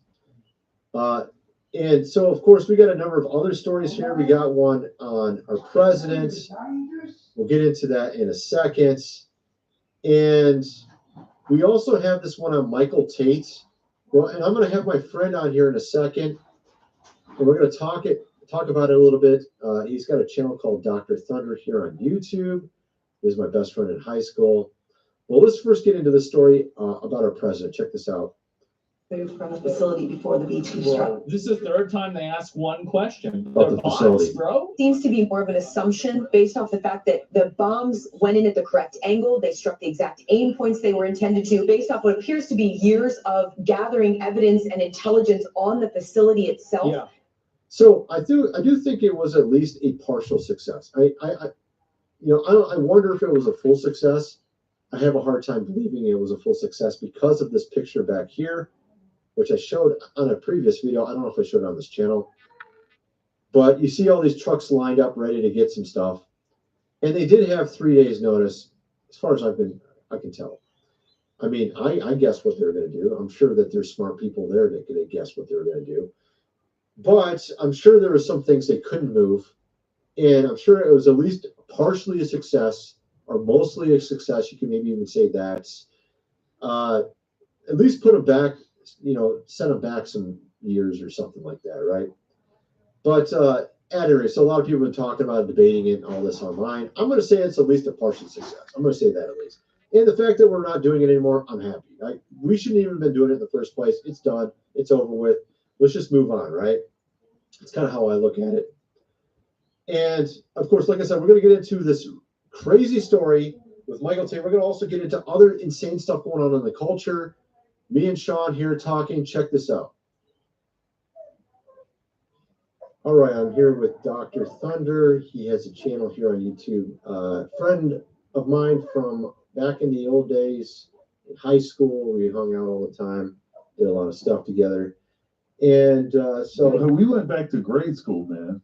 Oh yeah, well, we've been best friends since 5th grade, man. That's ridiculous. You're like trying to get like muscular and pumped up like Schwarzenegger back in the old days. Dude, we were Lee Haney and Arnold Schwarzenegger. Yeah, like couldn't even bench 90 pounds when we started. Actually, we could bench progressively less and less weight as we were working out every day on the same body part until we figured out that we were supposed to actually rest. So that's good. Yeah, we didn't know what we were doing at first. Yeah, that was the old days. We started in 5th grade. I think we were hanging out and all through middle school and high school, a lot of it, right? Pretty much. Yeah. It was good. And then after high school. Oh yeah, of course. Diane, it looks like he's gonna get off. Yeah, we used to preach on this. Yeah, I've been watching it too, Diane. He's a dead set, full-on pervert. They should lock that guy up forever. Trees too back in the old days, man. That was the old days. Well, we were the nice guys. We were the nice guys on the street. So we were the ones that would compliment. But we're going to get into a lot of cool topics here. We wanted to talk about this Michael Tate and actually a lot of other topics. This guy, he keeps coming sort of around. I've seen a lot of people talking about this Michael Tate because just more and more and more stuff keeps coming out. He was in Newsboys. He was in DC Talk. I used to listen to him. I mean, I wasn't like, this is my favorite group or something, but I remember I was into Newsboys for like at least half a year one time. Tally, I'm pretty sure he's worth closer to $1 billion than that. They were my favorite. But I think that was before Michael Tate joined him. He's, let me see if I can show him on the screen. Yeah, here we go. Yeah, this is it. All right. So this is Newsboys right here. They're claiming they didn't even know about what he was into. And that's Michael Tate right there. Actually, it's this guy right here. I don't know if you can see it on the screen. African-American guy. He joined Newsboys later. He was in DC Talk in the 90s. I used to listen to it back in the 90s too. But here you can see he got caught on hotel CCTV, obviously kissing a dude. But there's way more than that. I mean, it's not just that. I mean, it was him doing stuff like giving women certain things in their drink. And then they, black, of course, out and don't know what happened. Allegedly, right? Right. So here's one example right here. Supposedly the band lighting tech guy took advantage of the situation when she drank the drink. I think you understand what I'm getting at. There is a conspiracy behind Diddy's arrest. Like apparently he was running some alcohol brand for an alcohol company and it was earning a lot of money and he actually wanted to own it or something. Whatever he done, he overstepped his mark and that's what triggered all this apparently. I don't know if it's true, but it certainly made sense. So this is the guy though. I'm just shocked by it because I remember listening to him. They're talking about standing up for God in school and all this kind of stuff, and then he's doing this stuff on the side. What? Like what the hell? I do want to say that's like Alice Cooper. He claims he's a Christian, but he tours with Marilyn Mansfield or Manson, whatever her name is. whatever its name is. I want to say this allegation here is from 2014. So one thing that I don't like, and this just seems to be a common thing, and we know that that's why I said allegedly, because we don't know. Yeah, well, sometimes what happens, it's actually pretty frequent that something will happen to somebody and they won't report it until years later. It doesn't necessarily mean that it's not true, but we also know that false allegations, that's a common thing that happens. So if someone is about to get a certain kind of opportunity, or maybe a certain proximity to the president, or whatever it is, then hey, oh, back in 2014, remember when you did this stuff to me and like this. And we also know that there's this pretty common thing. There's actually a viral clip of a new podcast, and this woman on the podcast is talking about how a girlfriend of hers was talking to her one night. They got on the phone and she was like, hey, there's this guy I like, I think I'm going to sleep with him, blah, blah, blah. She's, singing his praises. So she sleeps with the guy. It's like a one night stand. Then, years later, she finds the guy that she actually wants to be with, the one that had the one night stand. Then she tells the same friend that, oh, I think that this other guy took advantage of me, actually. I think that guy actually, right. So we saw that with Bill Cosby a little bit. I know what you're saying. Like there might be some legitimate ones, and then all these other ones jump on board too. Yeah. Well, let me say this. Let me say this last thing, because this is the terminology that's being used. What is it? Retroactive. What is it called? Withdrawing. So I had it in my head. Withdrawing consent. Consent, right? Retroactively. That came out of Europe, by the way. I think it was Sweden, the first country started doing that. Like, well, the next day they're like, oh, I really regret what I did. Right, I still got Gary Wayne's Genesis 6 conspiracy book. It's so much in it. I've only read one or two chapters. No, a bit more than that. I've probably read about 5 chapters. But there's 96 pages, 96 chapters in it, so I've got a lot to go. I didn't really give you, But Gary Wayne is one of the exceptional scholars, I'll give you that. Permission to do anything. So, yeah, I've heard of that before. And, back so many years ago, remember when Bill Cosby was going through all those allegations? And I remember going through and I was just like, I did a couple videos on it because I figured most of it was not true. I could tell a lot of it was just hyped up to make it look even worse. So that you get these big clicks on these articles and magazine, whatever, and videos and stuff. And I actually went through, and there's only like about 4 or 5 that were actually legitimate, and all the rest were just like previous girlfriend, hung out one time, allegedly touched her but didn't see it. Like you get a lot of that. But when there's smoke, there's fire usually. You know what I mean? So Bill Cosby, I don't think was innocent. He probably did some stuff, but I don't think it was as bad as they made it out to be. This guy, though, I don't know what's going on with this dude. A lot of the allegations are pretty crazy. So usually, like I said, if there's a lot of it, there's probably at least some truth to it. You know what I mean? Especially when you got video footage of it, right? It's hard to tell. It's again in a situation where a lot of years have gone by, and then there's something big that's about to happen for the person, and then you see, oh, here's an allegation, here's another allegation. Are you talking about Cosby? Because he was going to buy a network, right? Cosby was going to buy a network, and then that's when all that stuff started happening. Well, I'm just talking about anybody. I'm talking about anybody. Because it makes sense. Like if you look at it that way, you're like, okay, we don't want him to have a network. We don't want him to have a voice that will potentially help whatever community. Let's just stop that right now. And we saw the same thing with Brett Kavanaugh, right? We saw the same thing with Clarence Thomas. Oh, Clarence Thomas, yeah, 100%, yeah, for sure. And that dude was squeaky clean, I think, too. Well, yeah, there's no the thing is that, and this is why this needs to And I'm glad Clarence Thomas is up there. He's probably one of the best. Oh, players, man. look, give it a Dude, break. This is why we need to put an end to these allegations, so that there needs to be real consequences when it's shown that this stuff was nefarious in nature. Yeah, that's a you could concern with totally social destroy a person's Yeah. reputation, Oh, yeah. their livelihood. You know, they spent all these years developing a certain kind of image, and it can be taken away instantaneously. Look at Liver King. You heard about that story, right? That's the first time I've seen him have a guest.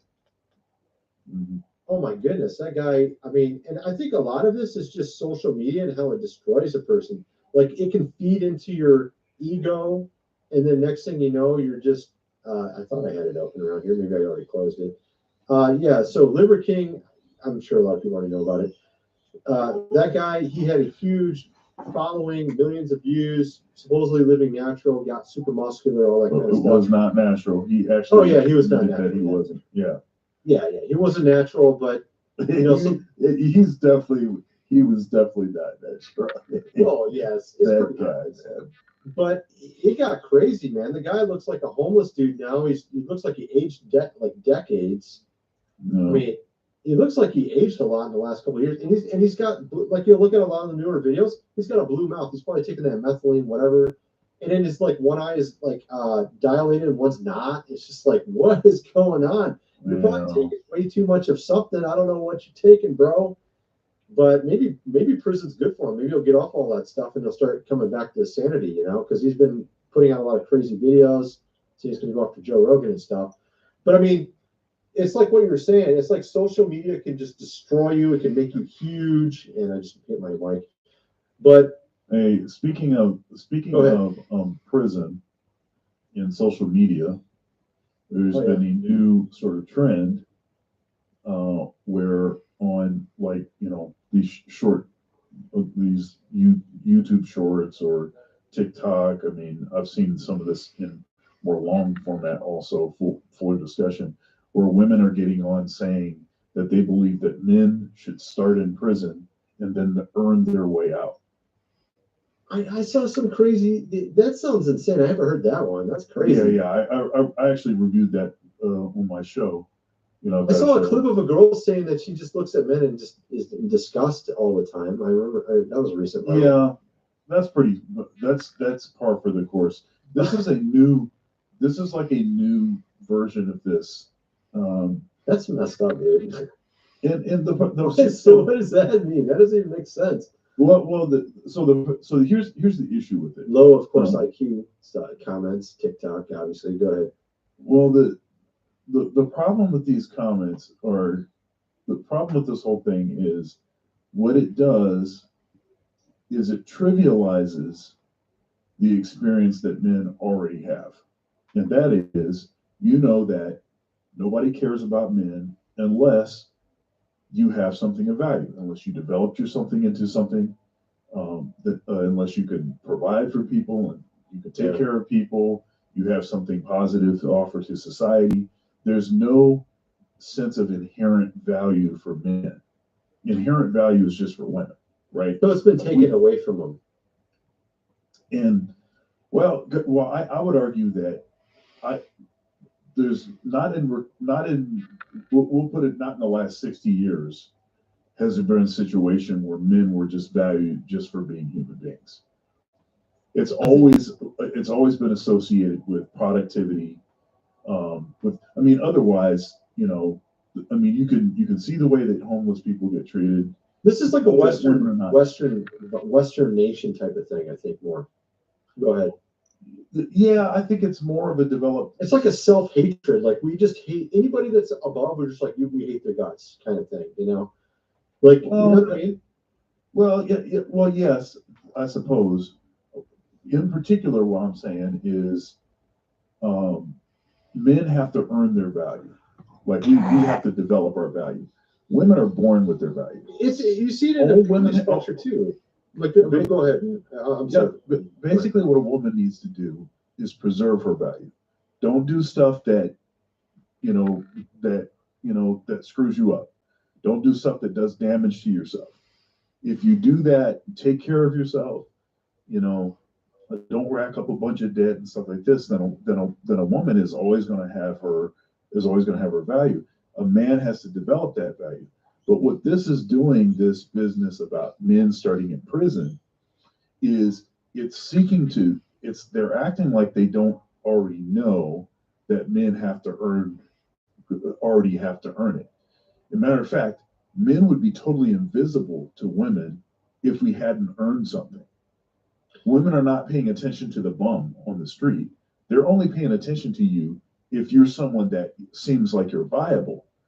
Well, that's already have money or something. So that's right. So that's already the case. So what I was trying to say is, like, in the family dynamic, we'll see with like a selfishness. Like if you're a person let's say you have 3 kids, okay, and they're growing up, and then one of them's self-sufficient, does everything right.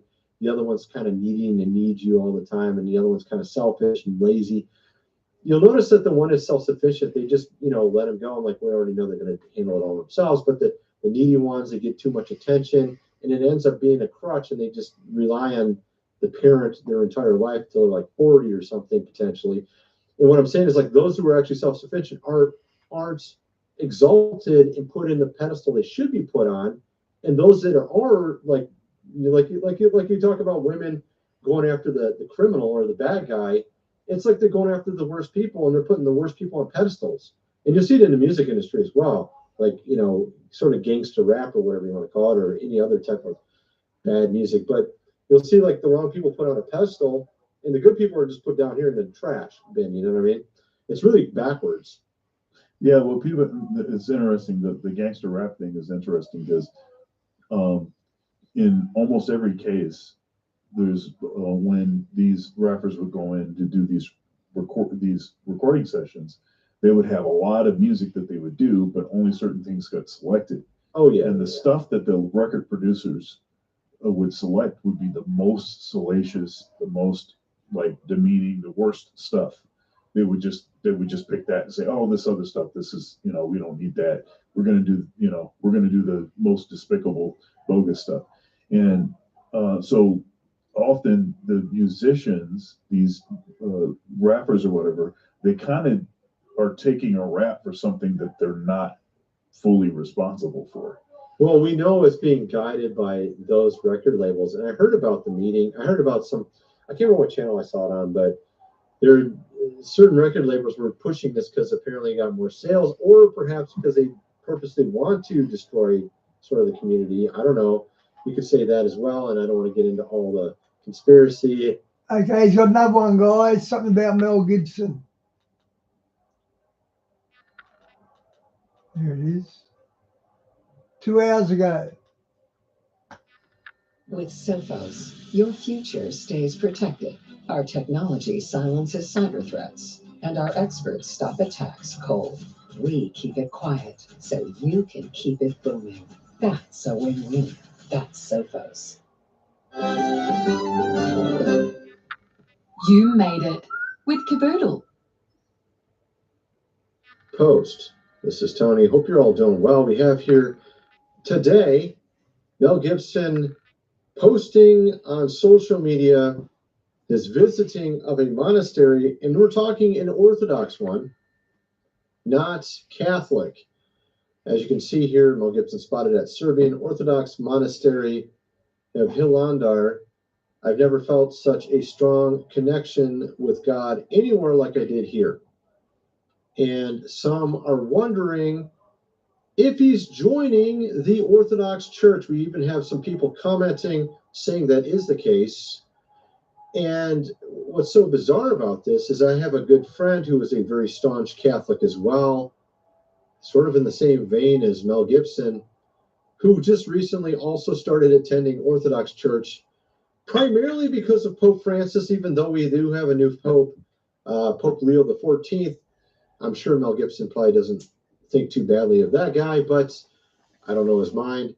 But it is interesting to see him looking at potentially joining the Orthodox Church.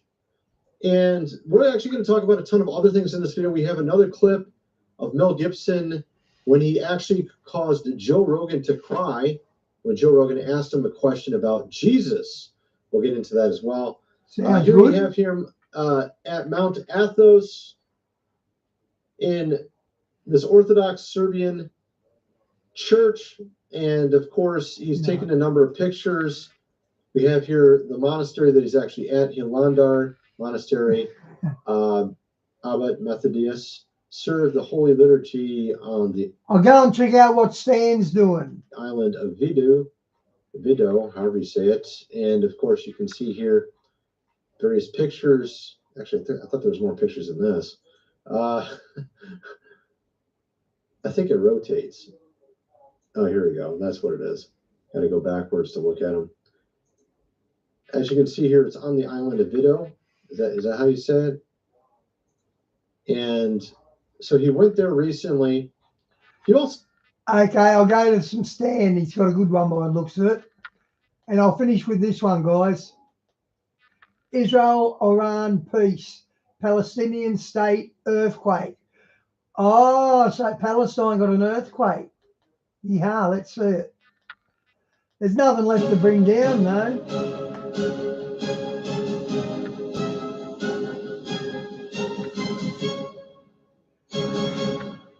Welcome to the Prophecy Club. Our topics today are three.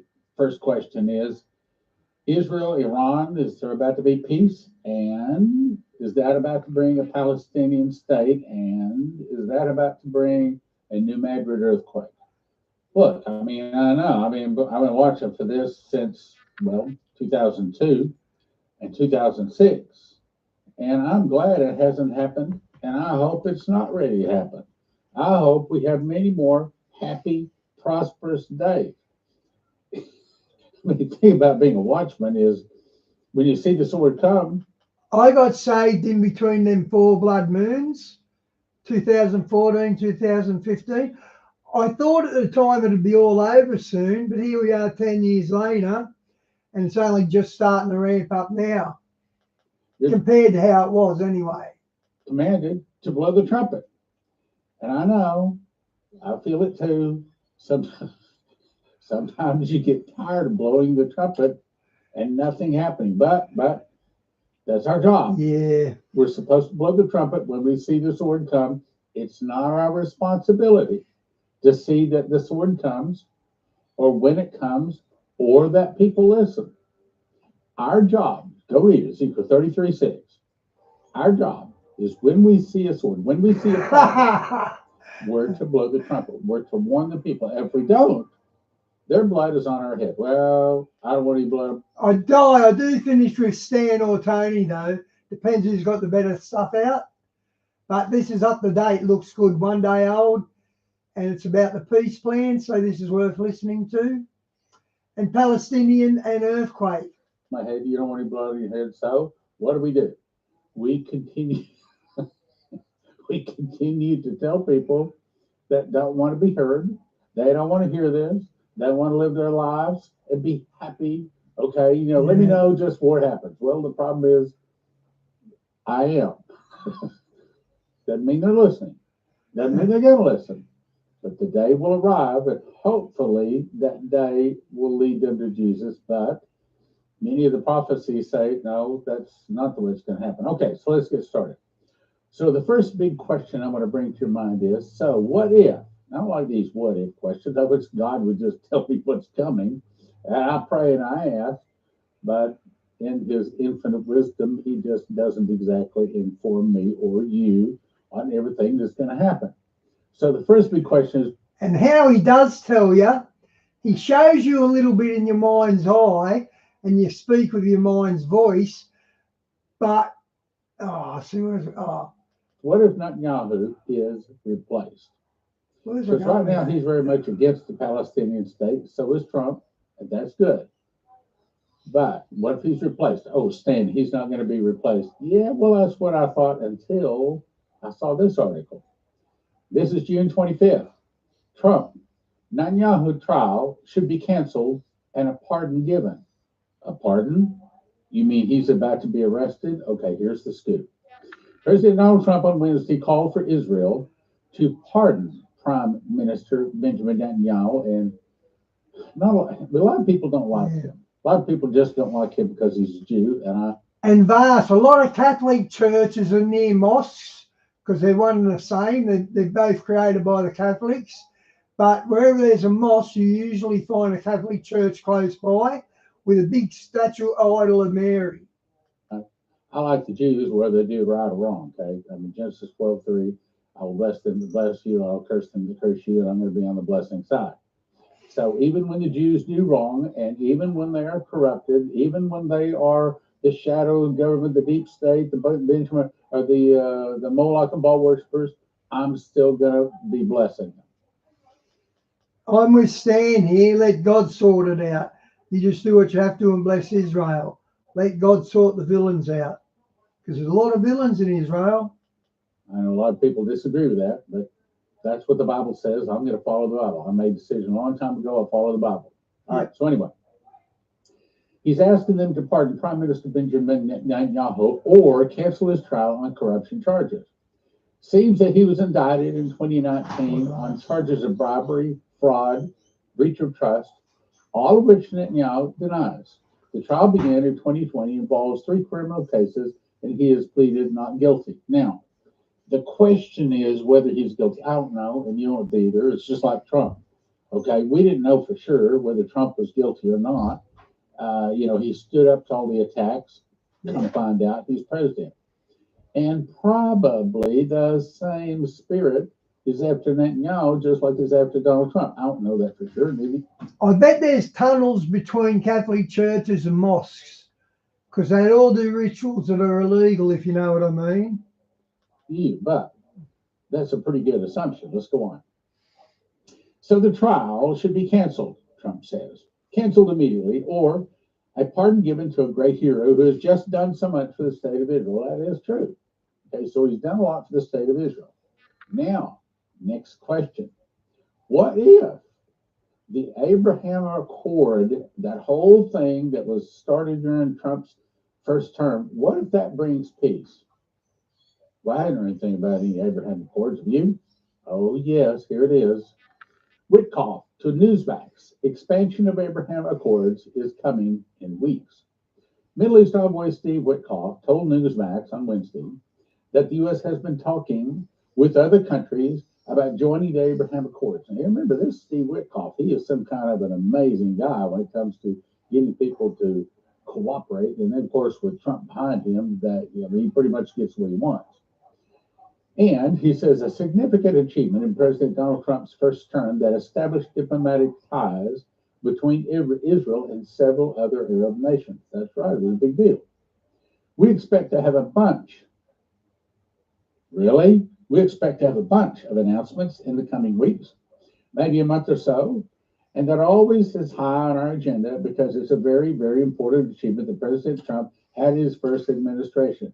And I think people that bet against President Trump are spitting in the wind. They are making a big mistake. This guy seems to be able to do the impossible. And of course, getting the Israelis to give the Palestinians a state has been impossible for, I don't know, 30 years? I don't know how long, 25 years, a long time.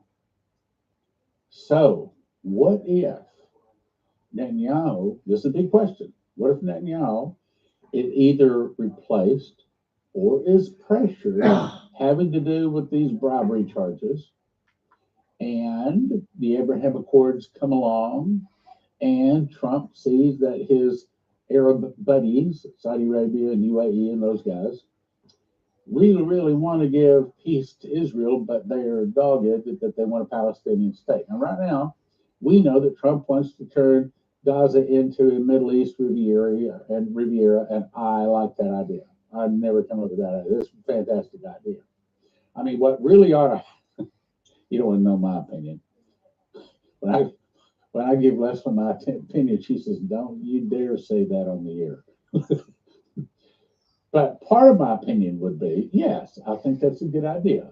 Bulldoze all of the concrete buildings in Gaza, clear Gaza off, turn it into a French Riviera of the Middle East. That sounds like a really good idea. Much better than Palestinian state. And then the next day we get hit with a massive earthquake from the Great Lakes opening up all the way down to the Gulf of Mexico. A big meteor hitting down Mona Island just west of Puerto Rico, sending a 400-foot tsunami up the eastern seaboard, devastating it, and then large chunks of California, from California all the way up into Alaska, falling in the ocean. Sounds to me like a much better have a Middle East Riviera. I think you agree.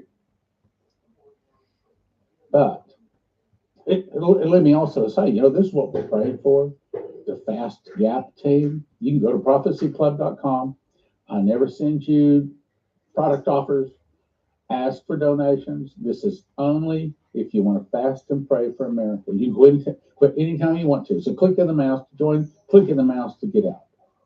Prophecyclub.com. You slide to the bottom, sign up. While you're there, you might also sign up for Fast Track.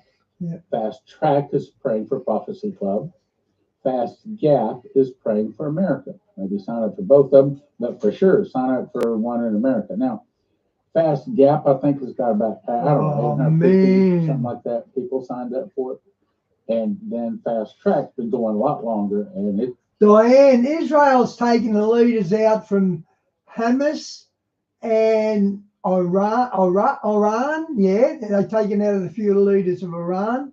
They're just destroying them, aren't they? They're chopping off the snake's head. It's got almost 1,500. Do you remember that walkie-talkie blow-up thing, the phone that blew up? That was the best strategy I've ever seen. That was brilliant. In other words, and only God could have inspired that, because it was such a good move. Every Tuesday evening, I come in and I send an email directly from me to you with all of the mistakes. Okay, I don't have anybody filtering it. Directly from me to you, saying this is the fast, this is the prayer, these are the things we're praying for, and it takes typically, prophecy, the Pray for Prophecy Club, the Fast Track is probably 60-second prayer. Fast Gap is probably a 2-minute prayer.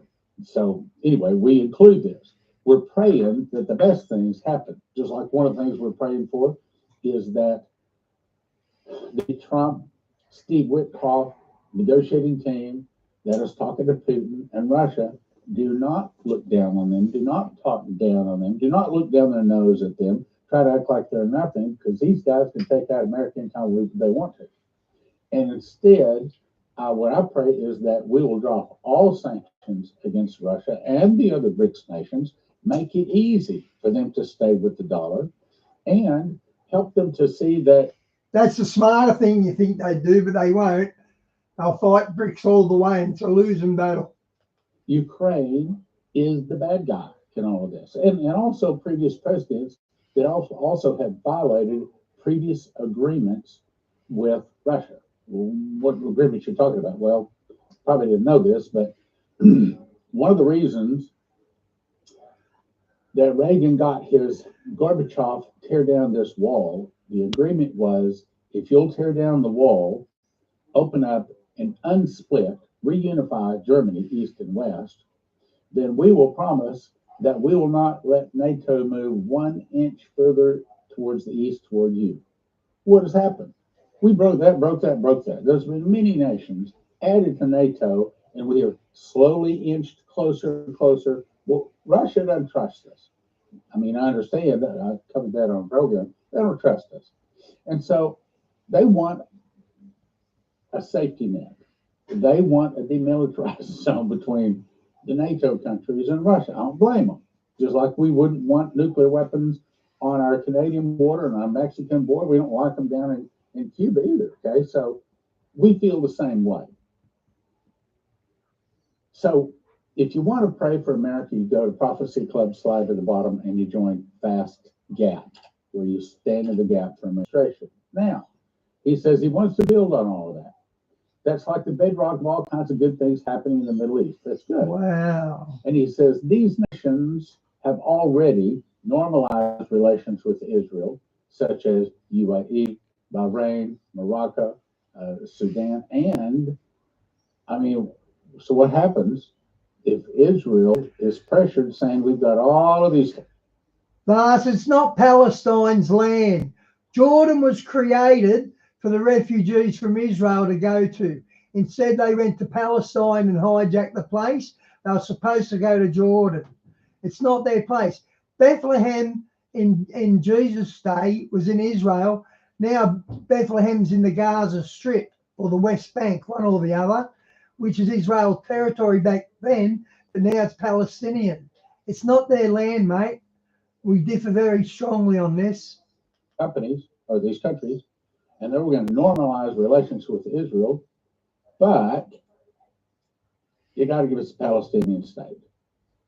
And then along comes Trump, the big arm twister. But they did find $5 billion worth of gas, did they? Did you say $5 billion? So Stan was right. When did they find that, Vars? He twists it. All of a sudden, we split Israel and God splits America. I don't want to see the split of America. Well, I don't want to see the split of Israel either. I mean, I think having a Middle East... Vars, Palestine and Hamas have still got 50 hostages from Israel. Why should Israel go easy on them when they still got... Release the hostages and we'll come to the peace table. Through the year is a very good idea. Anyway, so let's go on. So Witkoff did not disclose details of the countries that would be part of the expanded Abraham Accords.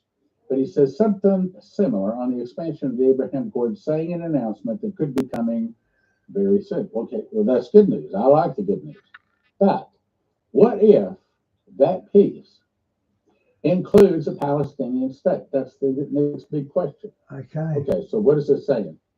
So what happens? So you reckon the Chinese were behind that? That's interesting. They're very cunning people. I don't say that in a bad way. The Chinese are smart people. They're like Japanese. They're smart. They do a lot of study. If the robbery charges on Netanyahu, they did ignite the situation. I'll give them that. Pressures him to go along with the Palestinian state. And then all of a sudden the Abraham Accords come along. We've got many nations willing to sign that, become peace with Israel, many nations, but they all stay, but you've got to have a Palestinian state. Donald Trump, Netanyahu doesn't like that, but what happens if they're forced into doing it? I looked at an article just moments ago. Some 70% of Israel does not want to give the Palestinians a state. Well, that's a good thing. Yeah, I agree. The Palestinian state's not a good idea. But I got 12 people. Dreams, visions, audible voices, angel visits, got it all.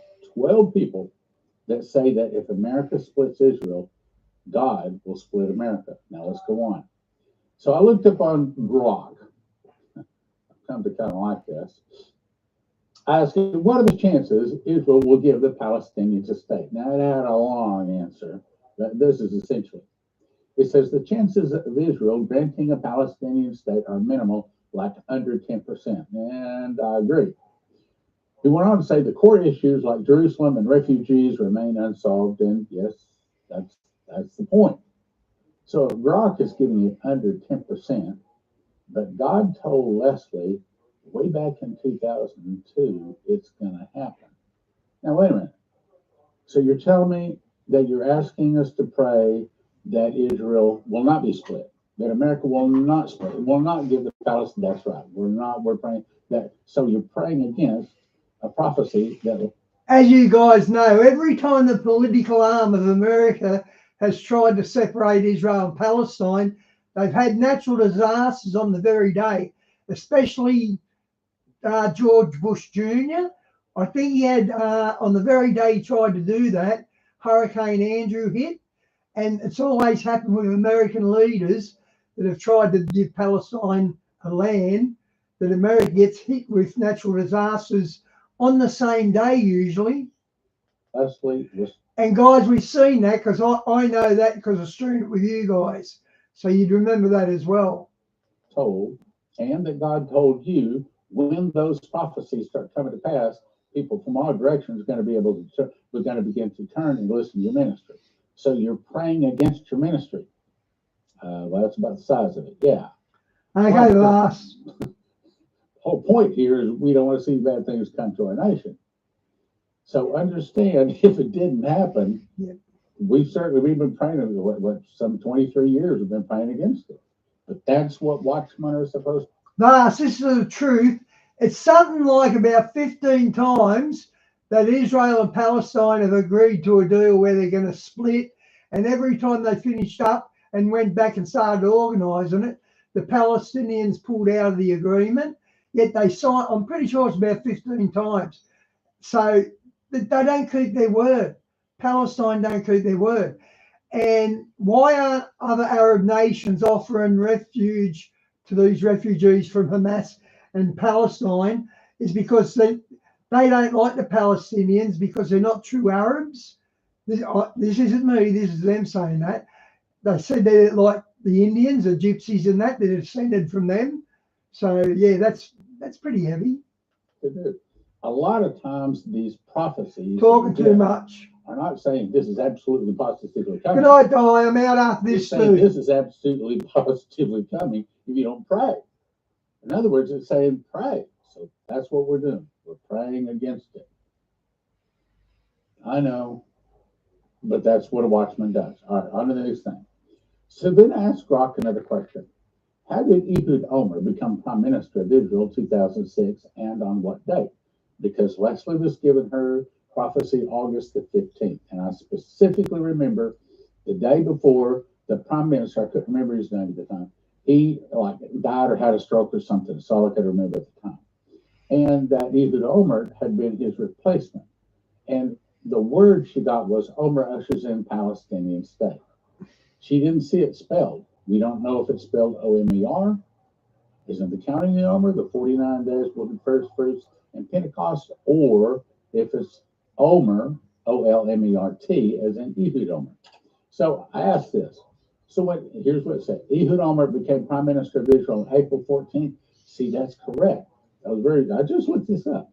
It was very confirming that it was April 14th, the day before, just like I remembered all the way back 2006. He assumed the role after Ariel Sharon, the incumbent prime minister, suffered a stroke on January 4th, which left him incapacitated. Now, what's the whole point? The whole point is watchmen.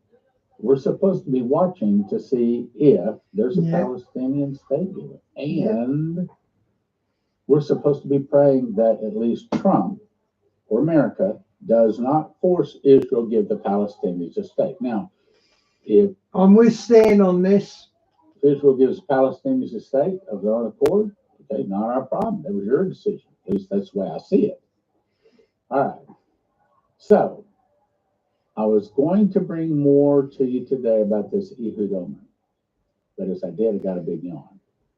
I think what God is saying, this whole thing with Ehud Omer, when it says Omer ushers in Palestinian state, it's not talking about Ehud Omer. I have to bring that to you. I got to bring you the truth. Just because, I don't know. I don't know what's coming. That might add, you don't either. But God knows.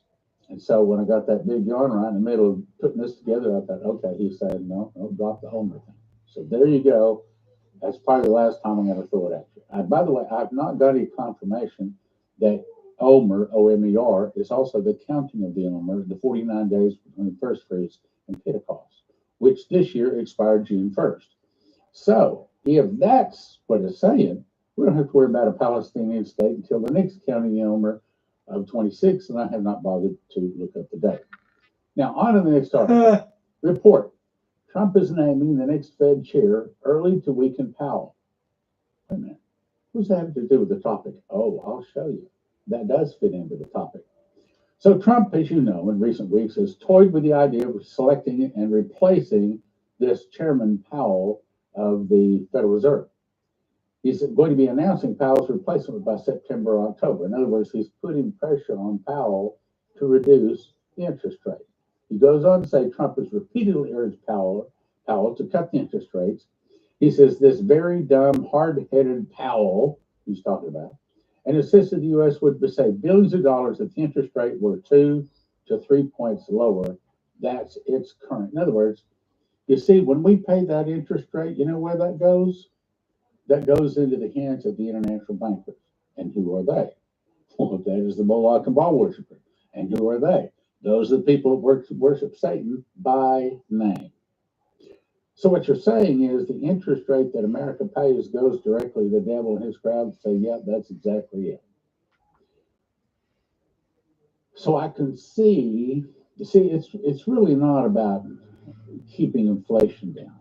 It's about how much can we rob the people. So I can see, yeah, I think they don't call me and ask me my opinion. I think they ought to do away with the Federal Reserve. Go back to having our money be gold and silver like the Constitution and like the Bible says it should, and that we are in control of that gold and silver, the printing. Now, let me make my point here. Now, if you look here, it's talking about the interest rate. It's talking about, see, Powell is saying, no, the economy is not strong enough to lower it yet. Okay. But what he's really saying is, no, the international bankers are too greedy and they don't want to lower it because they're making billions and billions of dollars from the United States by all the money that they have borrowed from us. That's what's really going on. Then, remember this, Shane Warren was told he saw a storm. It was a financial storm covering America. That's the first thing. So does this have to do with a financial storm? Yes, it does. Second thing, he said he saw a New Madrid earthquake. First was a storm, then an earthquake. And he saw the following countries begin selling oil in another currency other than the dollar. That started June 9th of 2024. Now, why it hasn't grown any bigger, I don't know, but I'm glad of that. But that's the devaluing of the dollar. I've got several articles I didn't bring you today. A lot of people are saying the devaluing of the dollar is like we're on the edge of the cliff about to fall over. But then he saw financial riots. Right now, over this thing, over the military parade and over ICE, there's a lot of anger in America. It's almost like all the people Good night, Talia. looking for what's the next thing going to make us mad. And so a little bit of financial trouble would give them another excuse. Then he saw silver, not gold, begin to drastically increase in value. So silver skyrockets. Then he saw people protesting, give us our entitlements. And of course, the Doge thing has laid off a lot of people. So right now, there's a lot of people in America mad.